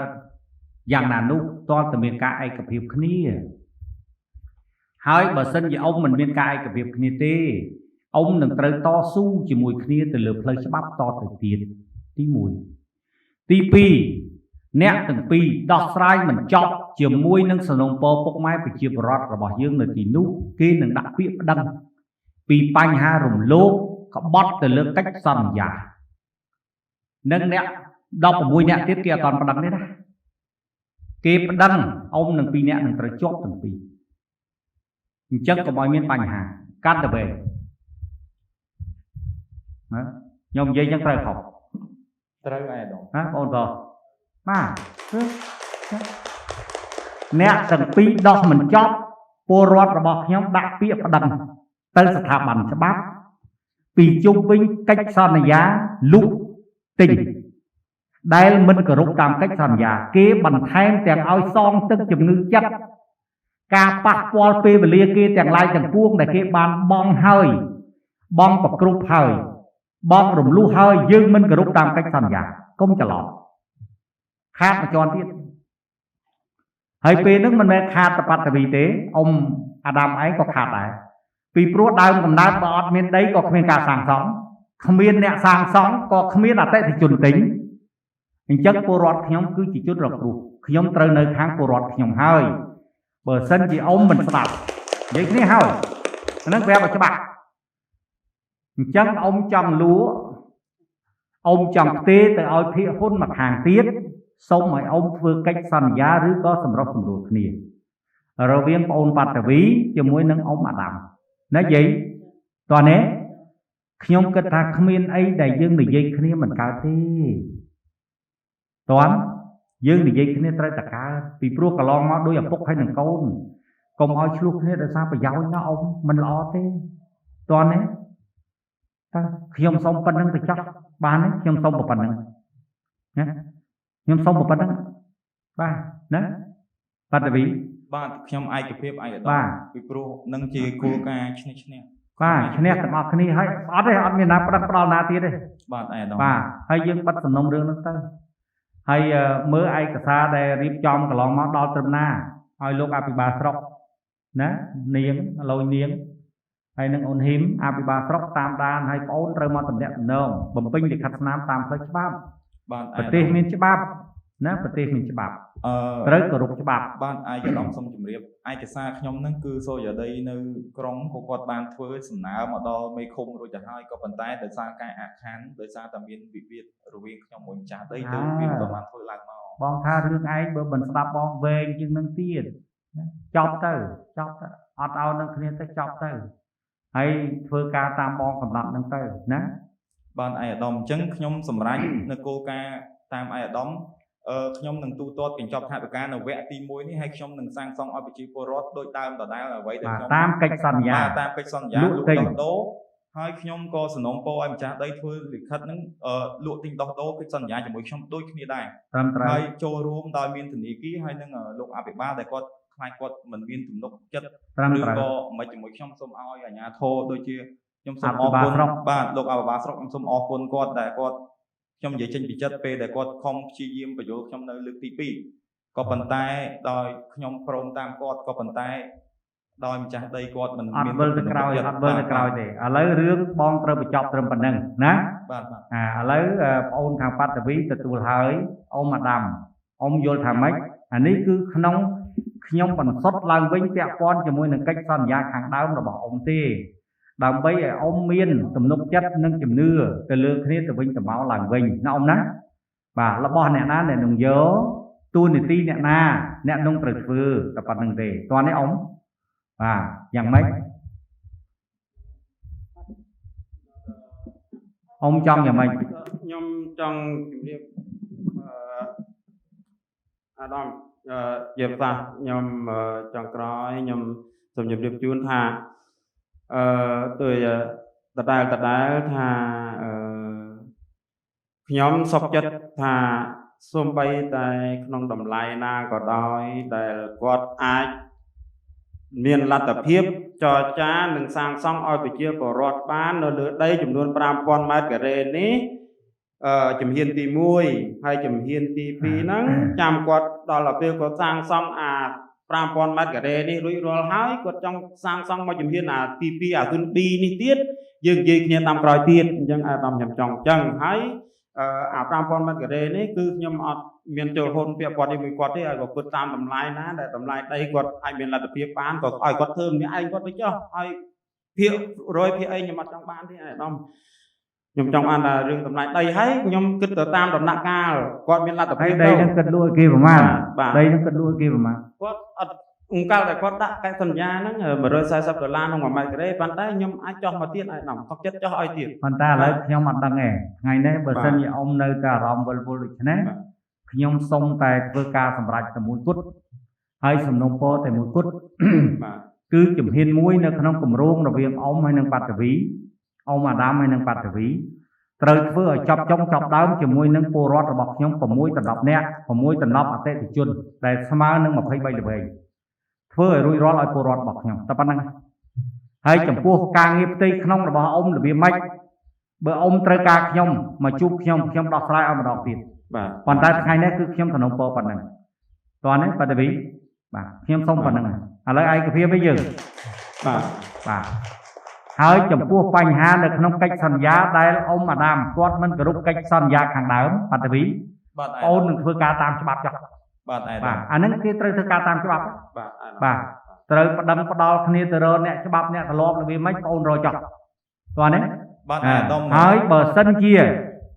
ប្រកាន់យកជំហររបស់បងនឹងវារឹតតែល្អទៅពីគ្រោះគ្នានិយាយគ្នាដីនឹងពីមុនមិនអីមិនបងនិយាយច្រើនណាស់ហើយពីព្រឹកមកតោះនេះយកពាក្យសម្ដីខ្ញុំយកទៅគិតទៅឲ្យពីគ្រោះគ្នាទៅតោះនេះកុំនាំគ្នាកំមាញកុំយកប្រៀបលើគ្នាអ៊ំតោះនេះ បាទ កាលណាយកប្រៀបលើគ្នាវាមិនល្អទេតោះនេះនៅអារឿងមិននៅកន្លែងហ្នឹងណាបាត់វី បាទឯកឧត្តម បាទ ខ្ញុំឯកភាពខ្ញុំនៅតែឯកភាពដដែលខ្ញុំធ្វើឲ្យអតិថិជន23ល្វែងឬក៏30ល្វែងដែលអតិថិជនគាត់បានទិញរួចទៅហើយអញ្ចឹងខ្ញុំនៅតែធ្វើដដែលទៅតាមយុទ្ធសាស្ត្រដដែល បាទ អញ្ចឹងបន្ទាប់ពីគាត់សំណូមពរមកឯកឧត្តមមានប្រសាសន៍ថាលើកទី2យើងនឹងទូទាត់លុយឲ្យគាត់បញ្ចប់ឬមួយក៏យើងទិញផ្ដាច់យើងសុំចប់នៅលើកទី1សិនហើយយើងធ្វើតាមគម្រោងដើមរបស់យើងសិន បាទ អញ្ចឹងខ្ញុំឯកភាពហើយនឹងគោលការណ៍តាមឯកសារដែលយើងបានមេដៃមួយគ្នាយោងតាមមានធនាគារជាផុសតាង បានត្រឹមត្រូវអាហ្នឹងឥឡូវធ្វើម៉េចបញ្ចប់ជំហានមួយនឹងសិនទៅណា បាទឯ ហើយចំណែករបស់អ៊ំអាដាមប្រហែលឲ្យគាត់ប៉ុណ្្នឹងទៅចំណែកបងអូនប្រហែលបងអូនយកប៉ុណ្្នឹងទៅមិនចឹង បាទឯកឧត្តម ហើយដល់ពេលជំហាន2ទៀតត្រូវពិគ្រោះគ្នាឥឡូវចូលដល់ជំហាន2ហើយណា បាទ ឥឡូវអ៊ំត្រូវលក់ដីមកឲ្យខ្ញុំផ្ដាច់ដើម្បីខ្ញុំម្ចាស់ការតែម្នាក់ឯងឬក៏សហការតទៀត បាទឯកឧត្តម ហើយដីហ្នឹងត្រូវអ៊ំលក់តម្លៃប្រមាណនិយាយគ្នាទៅមិនចឹង បាទ តោះនេះបានទេបាទហ្នឹង បានឯកឧត្តម បានទេបានហើយបាន ឥឡូវខ្ញុំដោះប៉ុណ្ណឹងអ្នកណាមានបញ្ហាអីជាមួយនឹងខាងភិហ៊ុនខាងបងអូនបាត់វីក្មួយស្រីកណេះឯកភាពអត់ព្រោះឯកភាពផ្ទះដៃខាងអ៊ំម៉ាដាមឯកភាពអត់ព្រោះឯកភាពផ្ទះដៃខាងនេះតិចប្រជាពលរដ្ឋឯកភាពឯងបងដោះប៉ុណ្ណឹងឯកភាពអត់បានលោកអភិបាលស្រុកធ្វើកំណត់ហេតុឲ្យបញ្ចប់ណាហើយរងចាំការទទួលយកតែប៉ុណ្្នឹងទៅណាហើយបើសិនជាមានបញ្ហាអីលើសនឹងត្រូវការបងជួបបងចប់បងនឹងធ្វើការសម្របសម្រួលតទៀតទាំងផ្លូវច្បាប់ទាំងមនោសញ្ចេតនាគ្រួសាររបស់យើងណាអ៊ំអាដាមណាយាយអ៊ំពុនអាដាមបាទណាអ៊ំណាទុកវាដូចកូនក្មួយយើងទៅកូនយើងទៅណាហើយណាការងារនេះបងឈប់ជាតិជ្រែកតន់ឈ្មោះប្អូនបងបានលឺណាបងបានលឺរួចហើយក៏បងបានដឹងខ្លះហើយតើនេះបងកុំណាកុំបងអាប្រាប់ប៉ុណ្្នឹងឯងតើនេះហើយនៅខែនេះអត់មានអ្នកណាយកតួនាទីមកឲ្យដើម្បីប្រើប្រាស់ប្រះចាក់ចេញពីតម្លៃជាមន្ត្រីទេតើនេះមន្ត្រីនៅទីនេះគេបម្រើរាជណាគេបម្រើរាជសុខទុក្ខពលរដ្ឋណាអត់អាចយកថាខ្ញុំជាអ្នកនេះខ្ញុំជាអ្នកនោះនៅជាមួយអ្នកនេះនៅជាមួយអ្នកនោះហើយមកយកប្រៀបលើគេនៅកន្លែងនេះបងអត់ព្រមទេព្រោះនៅទីនេះបងជាមេគ្រួសារតើនេះបងជាមេគ្រួសារនៅក្នុងខេត្តនេះណាហើយពុកម៉ែប្រជាពលរដ្ឋអូនឯងដូចឃើញព្រឹកនេះស្រាប់ហើយគេមានជំនឿលើបងណាដូចបងដោះស្រាយអញ្ចឹងអត់មានអ្នកណាឈ្នះអ្នកណាចាញ់ទេឈ្នះទាំងអស់គ្នាសុខទាំងអស់គ្នាការភ័ន្តច្រឡំតិចតួចយើងយកមកនិយាយគ្នាទៅលើកលែងទៅអ្នកខុសសុំទោសអ្នកយកលើសរបស់គេឲ្យគេវិញបើខ្វះសុំគេខ្ចីគេសិនចប់រឿងវាតែប៉ុណ្្នឹងតើនេះអូនបាទអញ្ចឹងការដោះស្រាយរបស់ខ្ញុំប៉ុណ្្នឹងឯកភាពទេបើឯកភាពផ្ទះដៃ